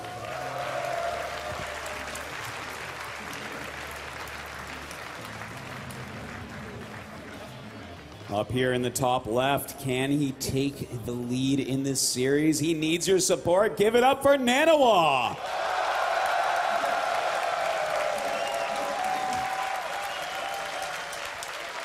I know this is probably a very difficult question to answer. Yes. What do you think Sase said to NaNiwa in this break? Well, based upon what I'm seeing here, he may have said switch it up. Go for a Nexus first. Not a bad choice, really. We'll see what Leenock's going to do here. I agree that that may be the best thing here for NaNiwa. You actually nailed it before. You mentioned that NaNiwa was becoming a little bit predictable in what he was doing. He was doing the same opening, was switching one way or the other, whether it be a Stargate or 4 gateways. This time, for the first time here, maybe for the first time this tournament, is going to be opening up with a Nexus first. Gas has been taken here, Autosis. What do you think about this from Leenock, Apollo? I think that he was expecting a gateway opening again, Autosis. Yes, I think so. And let's see when NaNiwa, if he scouts. You know what? If NaNiwa scouts after his Nexus and he makes a forge right away, Leenock's going to be sorely disappointed. Because a wall in with a cannon behind it is pretty darn good against speedlings. Well, let's see where NaNiwa's going with this. So he's got that's pretty greedy. A second pylon. Yeah, he's getting a little bit greedy. If he goes for a gateway, I'm going to be very sad for him. He's going to need a forge coming down next. 150 minerals. Forge. Okay. He's got the forge coming down. Second pylon does delay it a little bit, and he is going off the scout now. 2 Zerglings and speed immediately researched. All right, 4 Zerglings now. He may sit on 4 for a little bit, got a couple more drones to get his economy going more, but as speed comes closer to finishing, I do expect a few more Zerglings. I'm liking this for NaNiwa. I am too. As soon as he goes in and sees this, and he may delay it for a little while too. Oh, no, he doesn't quite. Oh, I think do you agree that he should be going home? Do you think he should attempt to get in there to have a look at the gas? Yeah, I think he wants these Lings to chase him more than go over towards his choke. But I think he's trying to check out what is on the way, because that hatchery not being up, that's weird. That's bizarre. Yeah, that's a weird timing for that hatchery. And look at that. He's making those Lings chase him. And he's going to figure out pretty quickly exactly what this is. He's going to look down to see if the hatchery was taken. If it's a mind game, was it taken somewhere else? No is the answer for NaNiwa here. Going to see if that's down on the natural. He's got a second probe out. Yeah. Second probe, looking for double confirmations. If this one dies, he's got another one. He sees it coming down. What can this be? He needs more intel, and this is a really smart move. He may even check the normal 4th base location behind those rocks, but no, it looks like he wants to go straight towards that main base. If he can sneak in and get a look-see, that's going to be really nice, but speed is about to finish. He's not going to get too much information in. There's a lot of Lings out there. There is a cannon, though, and a full wall off. Leenock, though, has gone to the back wall. He's gone to these rocks. Yeah, it looks like he should be able to see that. So, you know, he can do this a couple ways. He can try to make a cannon up there. He can make a wall in. I think he saw that quite late, Artosis. I'm not too sure. Does he actually have time? I think he may have to just make a secondary wall in right here. Yeah, and that right green in front line. of the ramp. We'll see. What's he going to do? A smart move by Leenock, by the way, because his opening build was not good against what NaNiwa did, but he's making it work, kind of. With this second wall off, I don't think he needs to be worried too much, to be honest. An extra gateway will complete that wall off, I feel, in between the cannon and pylon. Yeah, pretty much. But the rocks have been left alone here. Yeah, you know, I guess he knows that there's no real way to get up there and do damage right now. So okay, we've had an interesting open, should I say, from Leenock. Double cannon down. Has NaNiwa overbuilt in defense? Is he in a good position right now against Leenock? Leenock's got the supply lead, but does that put him naturally in the lead? I say that NaNiwa has taken a lead here. Okay. I really like his position. It was a very late expansion for Leenock, a much quicker one for NaNiwa. He could afford the second cannon. He could afford walling in all the way. He can afford going for sentries here. And he's going to easily get out some Phoenixes to help him scout some. And it shouldn't really be too hard for him to take a 3rd base either. Yeah, I really like his spot. I think that he's going to play this out in a textbook style of play from here on out. The robotics facility should follow. He'll play it relatively safe, but still looking towards taking this early 3rd. And we'll be looking most likely here for just a big 3-base timing. Couple of Colossus, move out, depending on what he sees, of course. But Leenock here, 3rd base only just coming down. All full gas is taken. No evolution chambers at all here, Artosis. Yeah. Is this an infestation pit? I don't think it's a Spire. I think it might possibly be a Hydralisk Den. He might just try to push around. Yeah, the Hydralisk Den does go down. Okay. I think he's just going to push around a little bit with Hydralisks. You know, maybe try to pick off a forge, pick off buildings that are at the front of the wall in, maybe force NaNiwa into a more defensive posture for now. Good scout there by NaNiwa. Hallucinated Phoenix makes its way in, sees the Hydralisk Den going down. Also the 3rd does get picked off there. No evolution chambers, though. That is a little bit worrisome, I still feel. Because even if you see the Hydra Den, you're wondering to yourself, is there a Spire somewhere? That is true, yeah. Why would you get Hydras if you're not looking to upgrade them at the same time? That is a mind game which Zerg players like to play. So I think that NaNiwa, despite seeing it, I think he's going to see the Hydralisk pop out shortly, and then he'll be feeling a little bit more comfortable. Do you think we're going to see him try to catch NaNiwa with a Zergling Hydralisk all in? He might. What's his drone count now? 48. See what he produces off this next yeah, if he doesn't make drones right now, then this is very likely going to be kind of an all-in attack. And I think NaNiwa's fine against it. Yeah, that's... What is... I wonder what NaNiwa was doing right there. That was a little bit sloppy. I'm gonna. It is a Spire, Apollo. Ooh. Only a few Hydras. Ventral Sacs as well. Still not 100% comfortable with the way this is going for Leenock. I actually can't pinpoint exactly what it is yet. It's very misleading. This is a pretty tough one indeed. The combination of Spire and drops. These lanes are pulling these high. Oh, NaNiwa. Well, this is pretty good overall. You know, those force fields lock out some of the Hydras, but they do have good range and still hitting the Zealots quite heavily. Yeah, it's not too bad there for NaNiwa. Could have been worse, but definitely okay. Well, he's going to have the Colossus pop out, and then he should be fine. I think that Ventral Sacs might be a mistake here. Do you think so? On the keyboards, when you want to hit Lava Inject, it's V. Ventral Sacs hotkey is also V. It doesn't make sense. The Ventral Sacs for me doesn't make sense at this point. I do have to agree with you. I mean, by now he would start Overlord speed as well. So, and what's he going to drop? Right. These Hydras? It's a mistake. I believe it is anyway, at least. Well, hopefully he makes use of it. Maybe some Zergling drops to go along with his Mutalisk harassment. Yeah, we'll see. There's a +1 attack has been researched. That's kind of a big deal, man. That's 200 gas. That's 2 more mutas. He could be making 7 mutas right now. Where is the Spire? NaNiwa has seen the Spire. I don't know if we actually saw that. I was looking at my screen. He's seen the Spire. He's making Phoenixes here. 2 Stargates coming down. Oh, we might end up seeing some Sky Toss here, Apollo. I quite like that position for NaNiwa, to be honest. He's got cannons coming. He's got 2 extra Stargates. We'll see how much of a commitment that Leenock puts towards this. Is he going to keep up with Mueller's production? Does he go over to Corruptors to support them here? I'm interested in this one. Let's have a look at objectively for these Mutalisks. Does he use them for harassment against Phoenixes, or does he try to snipe the Colossus and allow the Hydras to come into this third? I don't think there's enough Hydras to really risk something like that. I think these are going to be for harassment. Of course, he's going to be repelled pretty easily, and with 3 Stargates up now, I mean, the Phoenixes are going to overrun them very quickly. Well, this third base cannon, has gone down. NaNiwa obviously not going to lose this Nexus, even though we'll take a little bit of damage. +1 attack is on the way for air. And the Zergling's basically not getting through. Everyone getting killed before even getting to the main base. Mutalisk is trying to take out this Phoenix, but there's going to be a lot more of his friends here soon. Well, let's have a quick looky here. And there we do have the Phoenix range coming in, Artosis.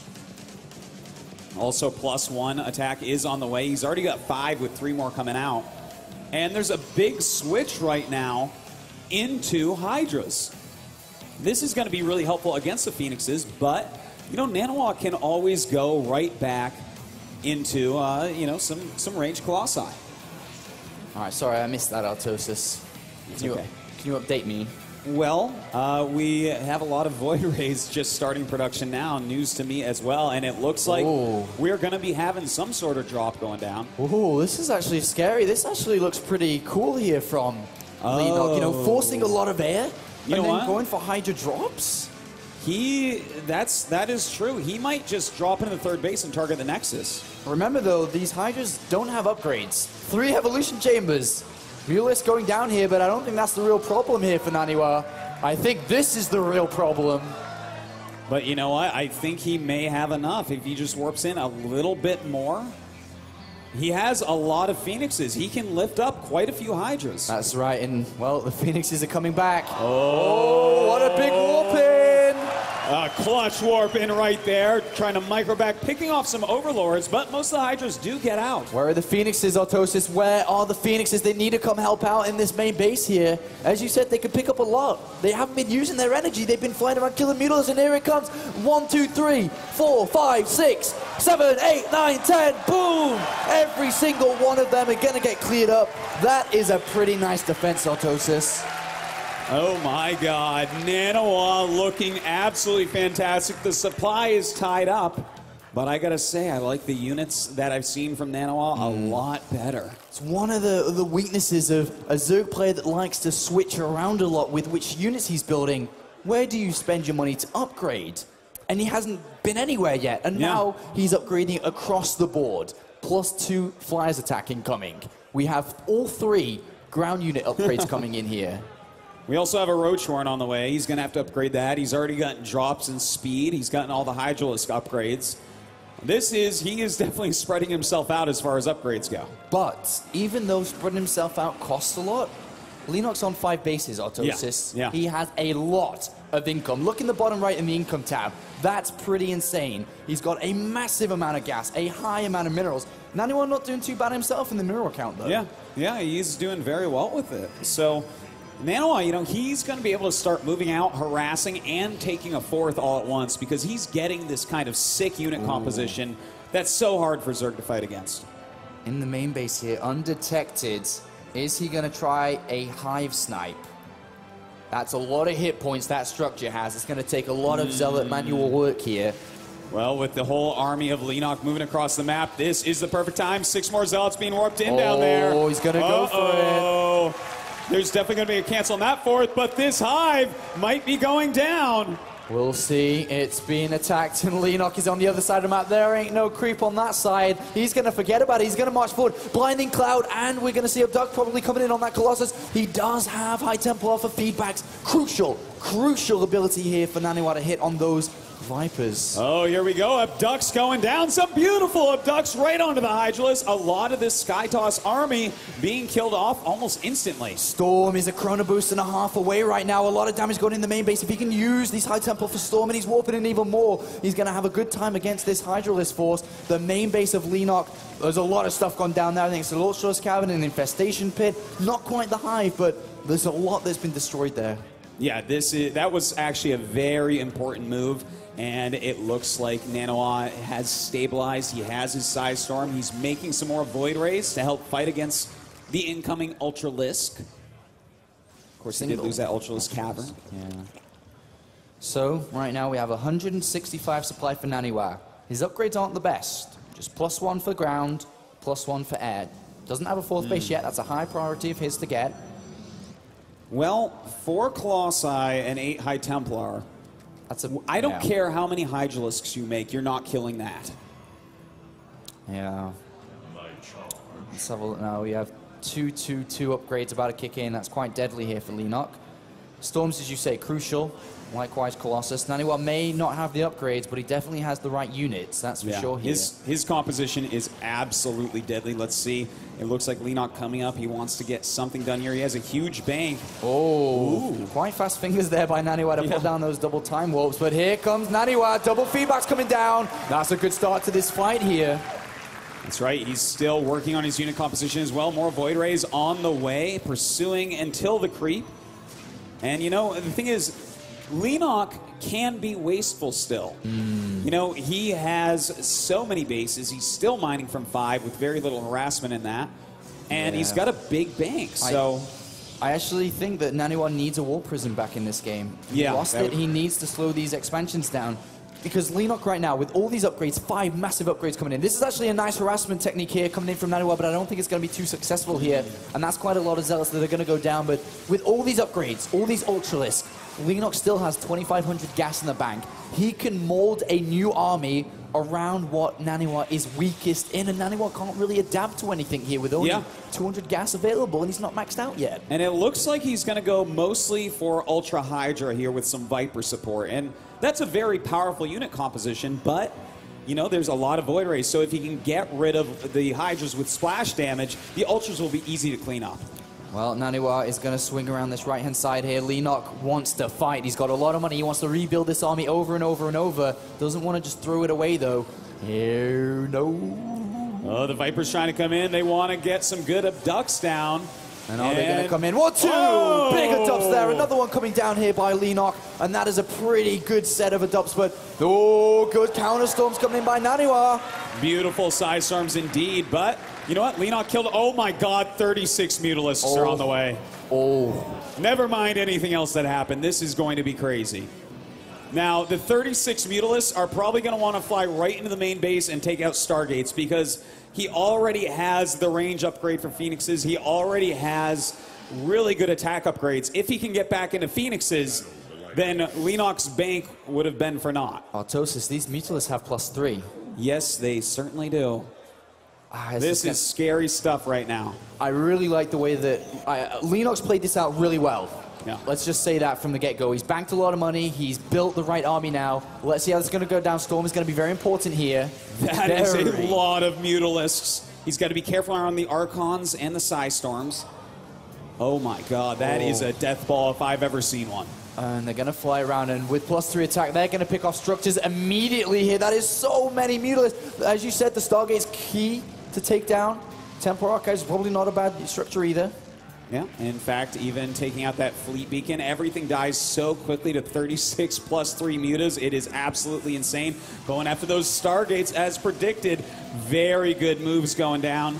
And 3 Phoenixes, I mean, you can micro that. It's going to take you about 5 days to kill all those. So. Yeah, and remember, he does have +2, almost +3 for these Phoenixes, which is really nice against these mutas without any armor upgrades as of yet. But the Stargates are going down. Oh my, what happened here?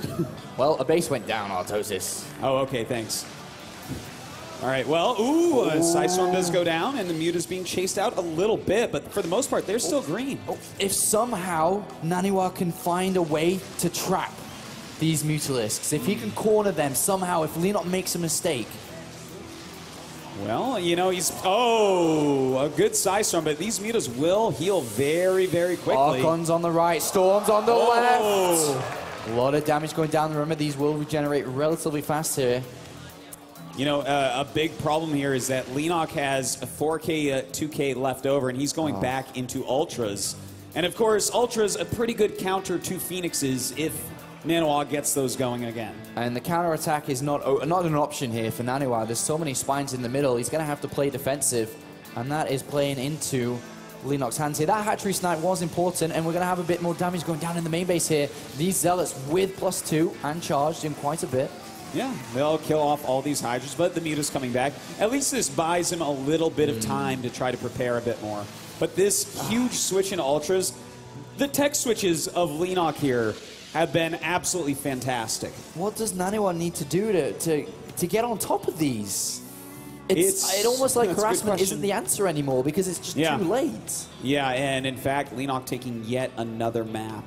This is a tough position. He's going to have to get enough Phoenixes out and preserve them to deter the mutas, but at the same time, have an almost perfect unit composition with the rest of his supply. This is...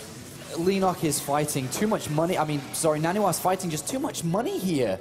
3,500 gas banked. He can make any army he chooses after this is gone. Anything. Yeah, he can, you know what, if he loses the mutas, he can make 30 more.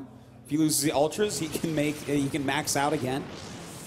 Well, Leenock is willing to trade off this army. NaNiwa's fighting a massive uphill battle here. This is incredibly difficult to play against this. He has to fight without losing anything. He's doing good so far here.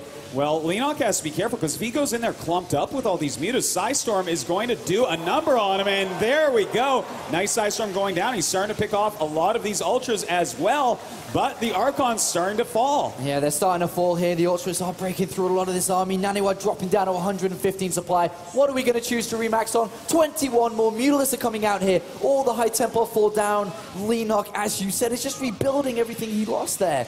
He's going to max out again. 40, 39. Well, at least his bank is dry for now, so that's going to help out. Oh my God, 39 Mutalisks. 39. 39 is a very big number. And he still has quite a few left over, so... And what does NaNiwa have to fight against that? He has 7. It's time for the Archon Phoenix composition, something I don't know that we've ever seen before. It's going to have to come out, and it's going to have to do a lot. It's going to have to do wonders here. Look at this. NaNiwa's probably staring at this saying, what do I need to do to stop this? Well, he's trying to draw them back into the Archons. If Leenock made a big mistake, that would definitely help out. So many Mutalisks here. Great control, and Ultralisk and Hydras bringing down that 4th base. This is looking pretty good here for Leenock. Nice micro from NaNiwa, though. Oh, a flick back kills off a Phoenix there. You know, he's doing a pretty good job with his micro overall. In the meantime, holding off the rest of that army. If he can cost-efficiently kill these Apollo, then he can still be in this game. Well, he's kept his 4th base alive. That's very important here.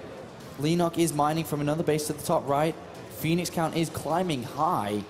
And there's not that much money banked anymore for Leenock. Switching over to Hydralisks again with infestors. He's looking to pin these Phoenixes down if a mistake comes out from NaNiwa for sure. And you know what? We have more Archons on the way. I think he's fearing Ultralisk, but really what he needs now is Psystorm. Oh no, the Mutalist finding the Colossi and picking them off in a matter of seconds. And another Phoenix does go down, another one takes a lot of damage. Good game is called. Yes, I guess it does.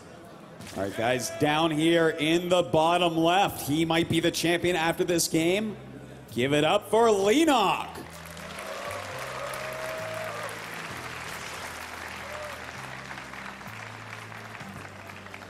All right, let's hope this is not the last game here. For NaNiwa's sake, spawning to the top right, it is your Swedish player spawning here, NaNiwa.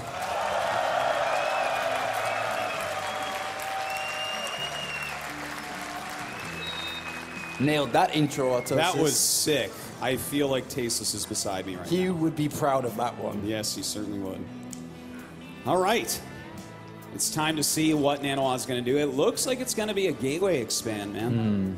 I mean, this is how he rolls. He loves this build so much, but I think he's switched it up enough that Leenock might play kind of a standard opening. Yeah, I think it's going to be quite hard for Leenock to predict what NaNiwa is going to do here, especially with the recent change on Akalon Waste. I wonder if he's going to peg NaNiwa to open up like this, or whether he'll just keep an open mind, like you said, and just play a normal game. Well, it looks like he may have pegged him for this. I think that he's decided, well, even if he doesn't go for a gateway expand, he's probably not going to go for a quick forge or a scout. He'll probably go Nexus first. So the hatchery first in this case, I think, is a really good idea by Leenock. Imagine if NaNiwa had opened up with a proxy 2-gate or something, though. Well, that would be really nice, wouldn't it? Because we'd be going to game 5. It would be. Especially with the extractor being taken before the spawning pool here. Really delaying those those Zerglings and Queen. Yeah, Leenock really focusing on getting speed out early in these games, as you really should, against the Gateway Expand. He, of course, doesn't know yet, but he will in just a second. Yeah, that Overlord getting in there, so he is now completely cognizant of what is going on. You think 4 gateways once again, Artosis? Is that how you'd predict this? You know, I think he probably will open them for the 4 gates, but will he actually warp in Zealots? He hasn't been as much recently. Yeah, he's kind of slowed down a little bit on that. He's actually been expecting or predicting players to overreact a little bit, and he's trying to get out there early. That could actually play a factor in this game. Maybe he'll go for it properly this time, expecting Leenock to slow it down a little bit with the Ling production here. That could be, but if he does, he has to be very careful about it, because if Leenock hits the right group of speedlings, like the right number at the right time, he'll just surround the Zealots and it'll be over. But if NaNiwa can get to a critical mass, like let's say he gets 2 warping rounds up before Leenock hits the right amount to kill the first 5, well, 9 is a lot harder to kill than 5. Mothership core is down. Let's have a look. It looks like we're going to have some gateways added on here, I feel. Up to 300 minerals. The way the NaNiwa plays this... Oh, hold on a second. Whoa. Is he going to go for Immortal Zealot? Well, he's getting the Forge for +1. I think this might be the Immortal Zealot Warp Prism play that we saw earlier. Yeah, he used it against TLO to take him on this map, and that Roach Warren getting canceled. This is getting even more interesting by the moment. It looks like Leenock was going to use an approach that, you talked about earlier, dealing with the Mass Zealots. Get an early Roach Warren. But he did see that Forge now and deciding, well, I don't need that. That's okay.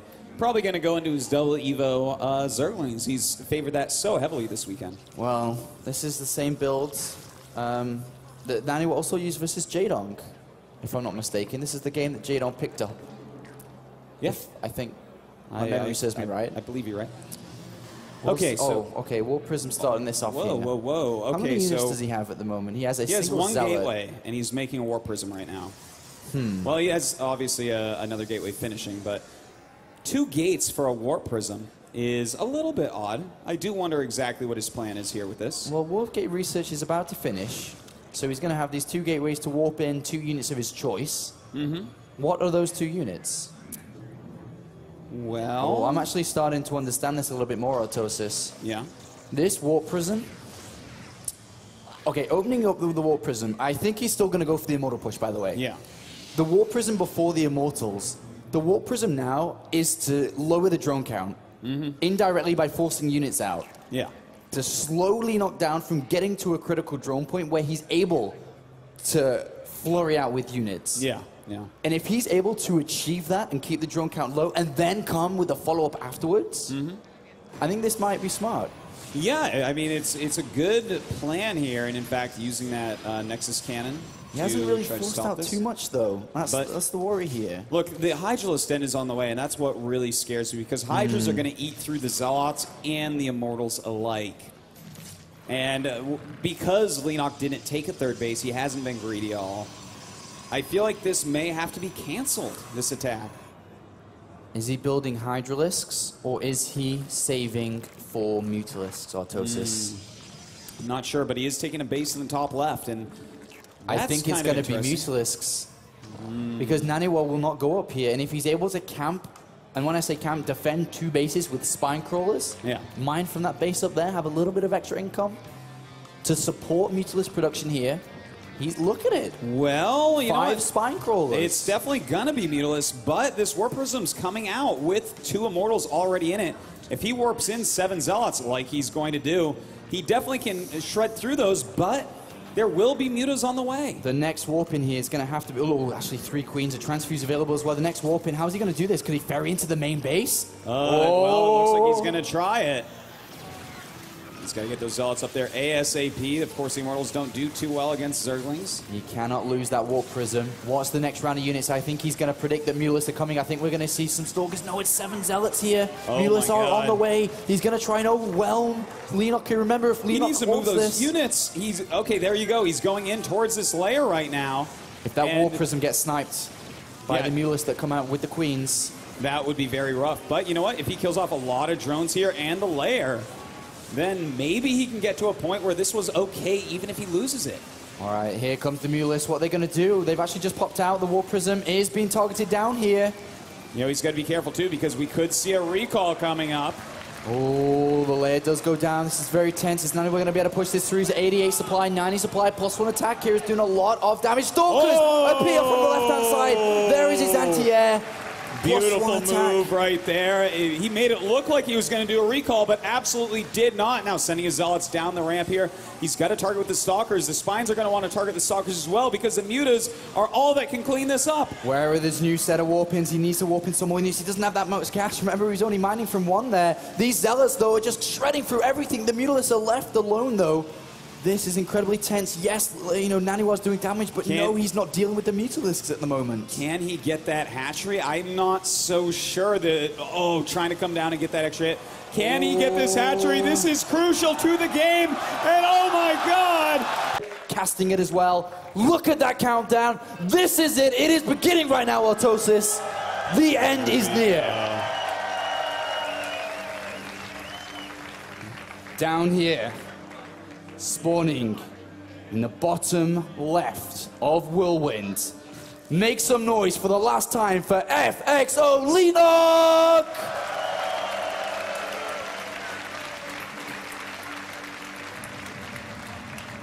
Now, as many of you know, right now we're on Swedish television. And I want you guys to show everybody just how much you care about this awesome game and this awesome player. Make noise like you have not before. This is NaNiwa.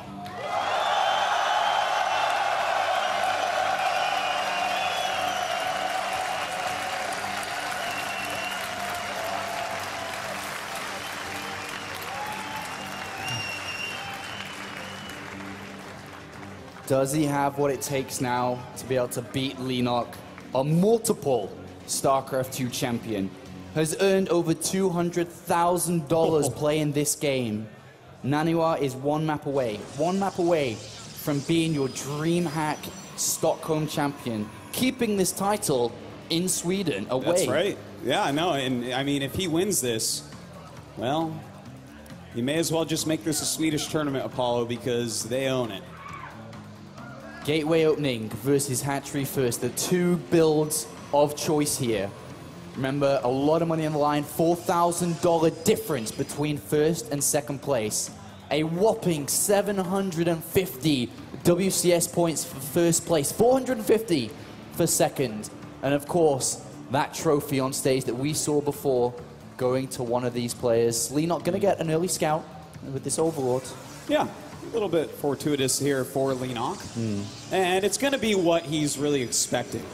We do have the quicker second gas, though, so, you know, NaNiwa is mixing it up a little bit at least. I wonder what he's hoping for this. This is an interesting second gas grab here. Yeah. Unfortunately for him, though, this is a map, a 4-player map, where you can spawn in any direction. Ideally would have liked cross position here for the Overlord not to be here so fast. But NaNiwa does see it. And his strategy, or at least opening, sorry, will be revealed. Oh, no, actually, yes, sorry. Please, continue. Well, no, it's fine. He does put the pylon down at that choke first, and, you know, we will see a Nexus pretty soon here. Could NaNiwa do something completely wild? Could he do something like, oh, I don't know, a Nexus cancel? Anything is possible. He's got to pull out something special here if he wants to win. The biggest problem, though, is that Overlord is going to see everything. It's going to see the Nexus go down, and he now knows that there's no tech, no structures, no gateways, no anything been put down before this. That's precisely a Nexus after gateway. If anything is going to happen to that Nexus, he will keep an eye on it. He's going to be watching closely here, and especially with the follow-up structures to the front of this wall. All right, well, is it going to be 3 gateways? We're about to see. He is going to have a little bit more gas than normal with this. So it could be one of these Stargate openings as well. Do you reckon he can use that gas and pile up quite a few sentries and make a movement across? Very sentry heavy? That would be kind of interesting if instead of a big Zealot-style push, maybe a Zealot sentry push instead. It would certainly slow down his tech a little bit, I'd say, but I'd like to see something new, something fresh like that. Look at the pylon, which is furthest away from Leenock in the main base. It's so far away there. And then if you look at the minimap, look at that Overlord that's made a dart across the halfway of the map, hasn't gone the long way around, is heading right for this corner. I think if, you know, we were to see anything hidden, that's where it's going to be. That's a very good point, Apollo. But in fact, a Robo going down. So 3 gates, a Robo, and a Forge. Definitely could be a Warp Prism coming out again. Might be another Immortal Push type of build. Well, it's not too far to walk, if you think from NaNiwa's perspective at the moment. He's going to go up and down hills. It's going to be close to a lot of walls. Can maximize force fields if anything was to happen while he was moving across. +1 attack is being researched here. It's quite an early robotics facility. Double gas is coming down too. That's a pretty quick double evolution chamber here for Leenock. So, you know, that's a lot of resources he's going to be putting into that, and that could help out if NaNiwa's planning a very fast timing. And he sees it, Autosis. He sees the double evolution chamber. He now knows exactly as the evolution chamber's finished what he's playing against. What is NaNiwa going to do? Fast robotics facility? I mean, he definitely could. But a Baneling Nest does go down as well, and ooh, this is looking like it is going to be a very good game. The Overlord actually going to come in and see exactly what's going on. In fact, I don't know that that Overlord was actually spotted, so he may think that this is hidden. Autosis. Yes. Could NaNiwa go for a 2-base Colossus push against only Zerglings? Yes, he could. And let me tell you, Apollo, that would work out pretty well. All right, let's see what he's going to do. Warp Prism's being made. Looks like he's going to go over across the map now and just kind of force a lot of units out, not drones. He can always recall here, or he will be able to in a little while. Almost enough energy. Oh, good. Good. Stalker is there, Autosis. Don't worry. I know you were worrying. I was worrying a little bit there, but thankfully that Stalker is in place. He's going to have to do a warp-in, though, behind it. If those Lings get in, he's piling that's really bad, actually, and he's going to get... okay. Just barely going to hold on here. At the same time, he is moving across the other side of the map. 26 Lings are there. Remember, recall, big possibility here. Let's see what's going to happen. Well, oh, man. If he actually forces a lot of Lings and gets out of here, he's going to want to get out of here. Oh, there you go. And, yeah, saves everything. A good move. But, yeah, the 2-base Colossus push, after forcing so many Lings, would be amazing. He stopped probe production, Autosis. I think we're going to see a couple of extra gateways come down here. He's got 46 probes. Thermalance is on its way. He's going to check one more time what's going on here with this hallucinated Phoenix. I think we're going to see some gateways come down any second now, and I feel this is what it's going to be. Hallucinated Phoenix goes in. You know what? I'm getting a little bit nervous, though, because there is a Spire on the way. Okay, he's going to actually see it. Yeah, he got that. He definitely got that. Does that change his plan at all? I think it just makes him warp in Stalkers a little bit earlier. You know, if he has 2 Colossus for this push, he's not going to need too many Zealots. They're going to be kind of just a meat shield, because the Colossus will kill every Link so easily. 4 gateways have come down. That's right. And that means that Stalker's being made. +1 attack is done. He's going to have 7 gates, man. This is definitely going to be a 2-base timing attack. If he can get in before the 2-2 of the Zerglings complete, which is a nice window, it's a large one, he could do a lot here. This is nerve-wracking. This is a tournament life on the line. He's committing to this. He's chrono boosting the gateways. We are seeing Corruptors. 6 Corruptors, and he is warping in a lot of Stalkers, so it's going to be kind of a battle of targeting down Corruptors while they try to target down Colossus, because if both these Colossus go down, the Zerglings will, with 2-2 upgrades finishing up, clean up everything. NaNiwa's micro has to be perfect. The Warp Prism cannot go down. It cannot. There is no pylon close. The Mothership Core is not with this army. This is it, Autosis. This is the move. Oh, this is the move he's going to try and pull off. The Colossus firing down all the Corruptors. All right, here we go. Those Stalkers are going to have to target them down as best they possibly can. Some force fields going down. The Link's coming for a flank. But once again, he has to target down Corruptors. One of the Colossi has already gone down. A beautiful pickup by NaNiwa. Oh my God, NaNiwa, is he going to be able to do this? The Colossus remains alive. He needs to march forward, warp in more units. We could be seeing a Swedish champion if this is so incredibly close. Remember, those 2-2 Zergling upgrades are on the way here. 46 Zerglings are coming out. Is he going to be able to do this? The Colossus is so important, but with more Corruptors coming out in low health on this Colossus, I'm not sure that he can keep it going. 7 Zealots. A good choice indeed. Don't rely on the sniping of the Corruptors anymore. Use those Zealots to clean up any more Lings. Oh, he's going to go 2-2. He's not ready. This is the perfect time for NaNiwa. 2-2. He's not ready. The Zealots get in there. Can he do the pickup of the Colossus? And beautiful micro on this Colossus. Oh my God, he still has it alive. And he's moving up into the 3rd base. He needs to warp in more Zealots, and he gets them in there. Remember, 2-2 is about to complete here. The Colossus pops out the last second here.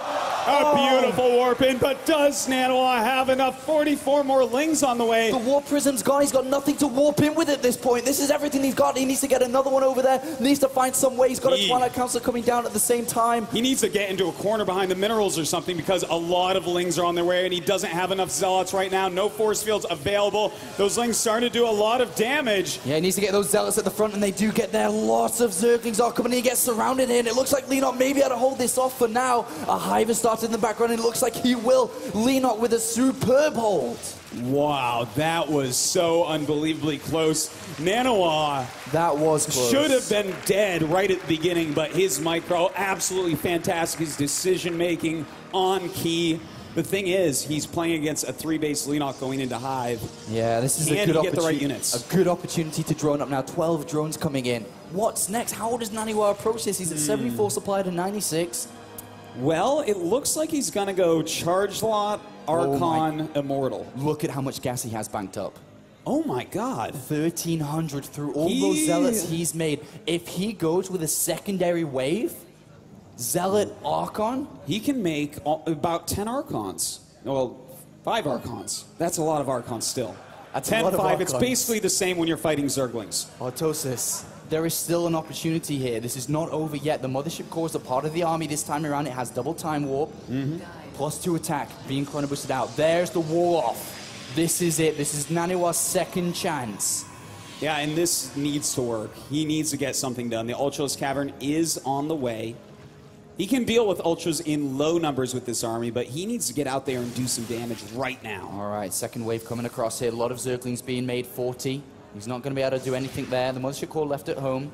Kind of interesting that he left it at home. I thought he would bring that with him. A couple of big hits there. That's really good for NaNiwa, actually. Kills quite a few off there. 60 Zerglings. That's a lot of Zerglings. 124 supply to 104 for NaNiwa. Well, 3 more Archons are going to be on the way. That charge is finishing up as well. Going to be very useful. He's got to be careful, though. He wants all these units to stay together. He ideally needs to micro that Immortal like he did with the Colossus if he's going to have to fight against Ultralisk here. NaNiwa almost ready to go. That +2 attack, very crucial. Needs to actually wait for that, to be honest. Doesn't want to jump in before that. That is a big upgrade here for NaNiwa. That's a lot of spines too, though, Apollo. I'm really afraid of him attacking these spines. I think that is a death sentence if he does it. All right, well, he has to, though. He has to go no matter what. Well, we'll see if he can actually break through here. When he sees how many spines, though, I think he's going to be a bit nervous. Pulls back away from the spines, trying to kill off Lings Didn't as lose best too he much. can. Seven Ultralisk Artosis. That may be too much for NaNiwa to handle here. It may be, especially with all these spine crawlers hitting those Archons so heavily, doing huge amounts of damage to their shields. Look at all those transfuses. He's got a lot of minerals to spend here. He's going to morph quite a few zealots. A lot of queens, spines. Leenock knows all he has to do to win this tournament is hold this. Oh, some nice feedbacks going off on those queens. Another Archon on the way, but the spine crawler is dealing huge amounts of damage. He has to pull back. He is pulling back, but the Ultralists are coming up to fight against these Zealots. I'm not sure he can do this here, Artosis. I think that we are going to have Leenock as a champion. There are so many Ultralists here. Leenock is just smashing this back here. Yeah, that is right, and I think this might be over. NaNiwa says GG, and Leenock is your DreamHack Open champion. FXO Leenock dropping only a couple of maps the entire of the tournament. A fantastic final. Leenock went the distance. NaNiwa went the distance, should we say. But Leenock is your DreamHack Stockholm champion.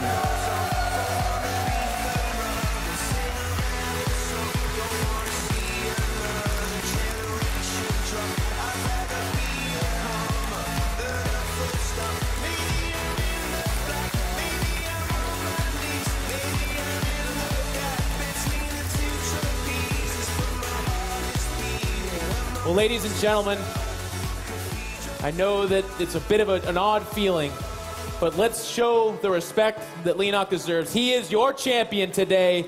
He has done it. It is Leenock from Team FXO.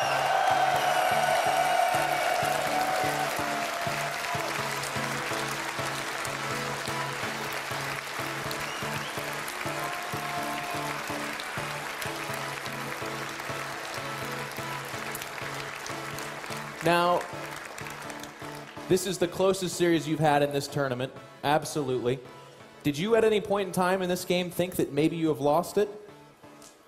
지금 처음으로 지금 2대2여서 3대 2겠잖아. 근데 언제 게임 할 때 아마 질 거다고 생각했어? 준우승한다고? 진짜 2대2 되고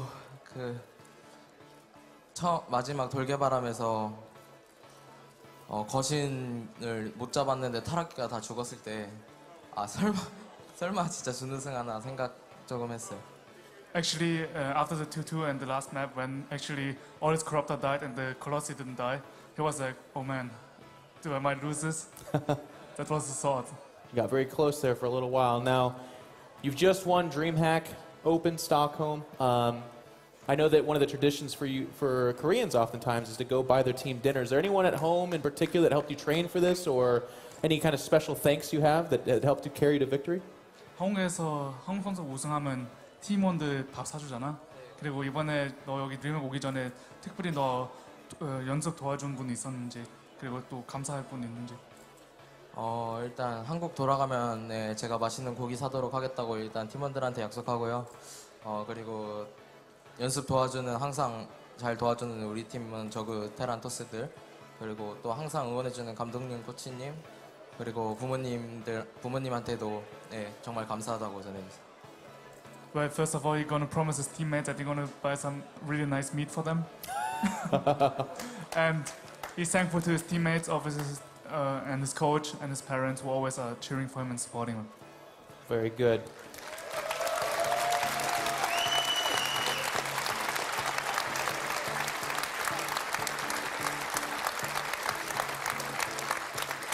Now, I guess one last question. With this win, you do win 750 WCS points, which is going to put you at the top of that leaderboard for all of Season 1. How important is WCS to you? I mean, what those points? Is that a comfort for you? Where do you go with WCS next? 지금 여기 DreamHack 우승해서 WCS 점수 750개 모았잖아. 그래서 WCS가 너한테 얼마나 중요한지. WCS가 정말 세계 최강을 놓고 가리는 자리이기 때문에 특히 그 연말에 하는 마지막 대회는 정말 게이머라면 누구나 우승하고 싶은 그런 대회거든요. 그런 대회이니만큼 꼭 포인트 차곡차곡 모아서 마지막 대회에 나갈 수 있게 하고 거기서도 꼭 좋은 성적 낼 수 있게 열심히 하겠습니다. But actually, WCS is like the most important tournament. It's like huge prize money, and every pro gamer wants to attend the finals. And I think he did the first step by collecting good points here at DreamHack, and he will try his best to make it to the finals again. All right, well, thank you very much, Leenock. Thank you, guys. Now, we're going to do an awards ceremony, which means you'll have an opportunity to see the other top 4 finishers in just a few moments. So sit tight, because they deserve our applause as well. They had an amazing weekend, and you guys have been awesome. So I'm going to shoot it over to Take to start off that awards ceremony. He's so right with that. We had an amazing weekend. 2 days of pure StarCraft 2 action here at the DreamHack Open in Stockholm. We all know it wouldn't be possible without you guys here at the location itself, but also online watching the stream with almost, I think, 120,000 people on Twitch, which is just amazing. Is it amazing? 120,000 people watching StarCraft 2? Yes, it is. But don't forget about our sponsors who are supporting eSport. It's ISO, Logitech G, and Kingston HyperX. They have been supporting us all the weekend, but it's not only this event. These sponsors help us out every time. Please also a big applause for these sponsors. They deserve a huge shout out. But before we start with the winner's ceremony, I would like to bring up the 2 officials.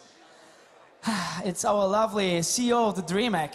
It's Robert Olin, but it's also Itzik Ben Bissett from Blizzard. It's the EVP for Global Publishing. Please, big applause.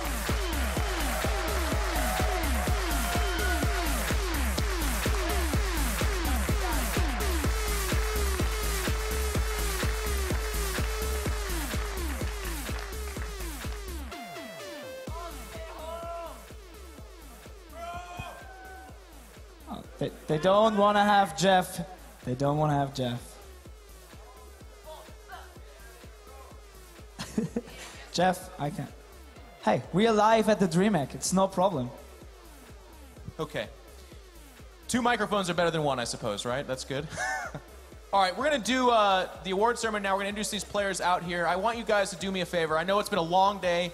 You guys have kicked a lot of butt. We really appreciate it.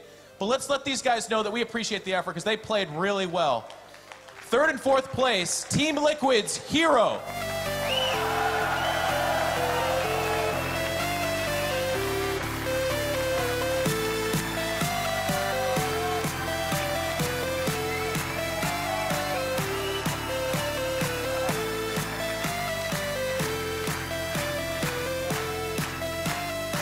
Our other 3rd and 4th place finisher, Evil Geniuses, Jaedong.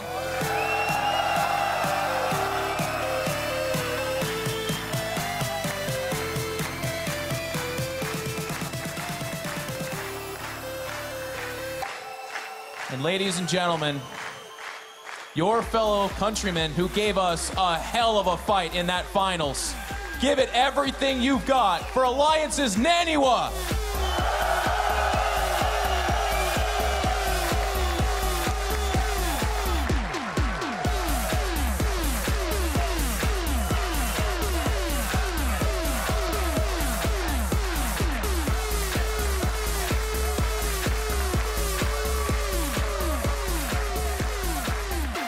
And last but certainly not least, your champion for the DreamHack Open Stockholm, it is FXO Leenock.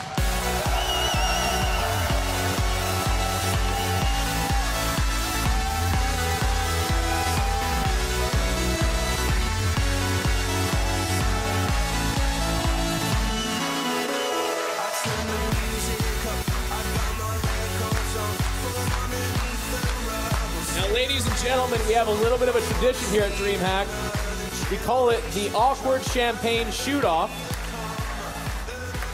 Mr. Robert Olin is about to show a young Korean how to spill champagne on people. Just a second.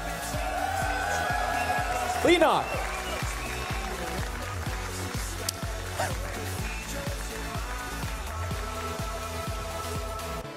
Okay, step 1, remove the top. Step 2, shake bottle.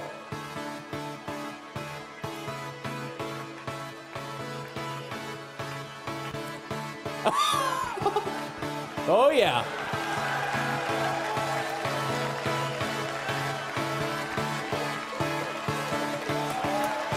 All right, here it comes.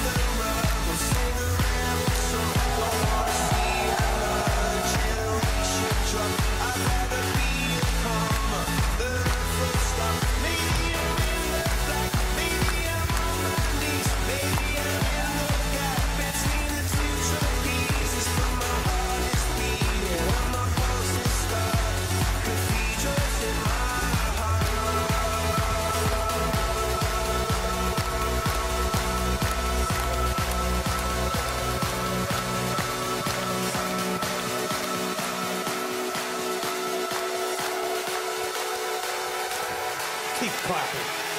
Clap.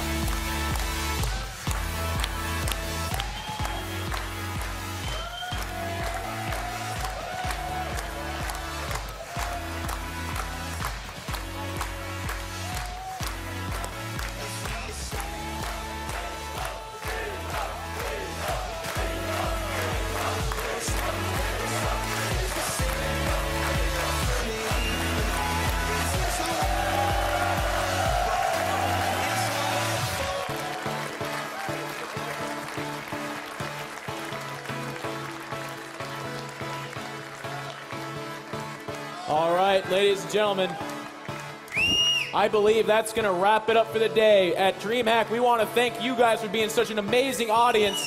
Thank you so much. Thank you to everyone at home who's been watching. And join us next time as we do the next DreamHack. Thank you very much.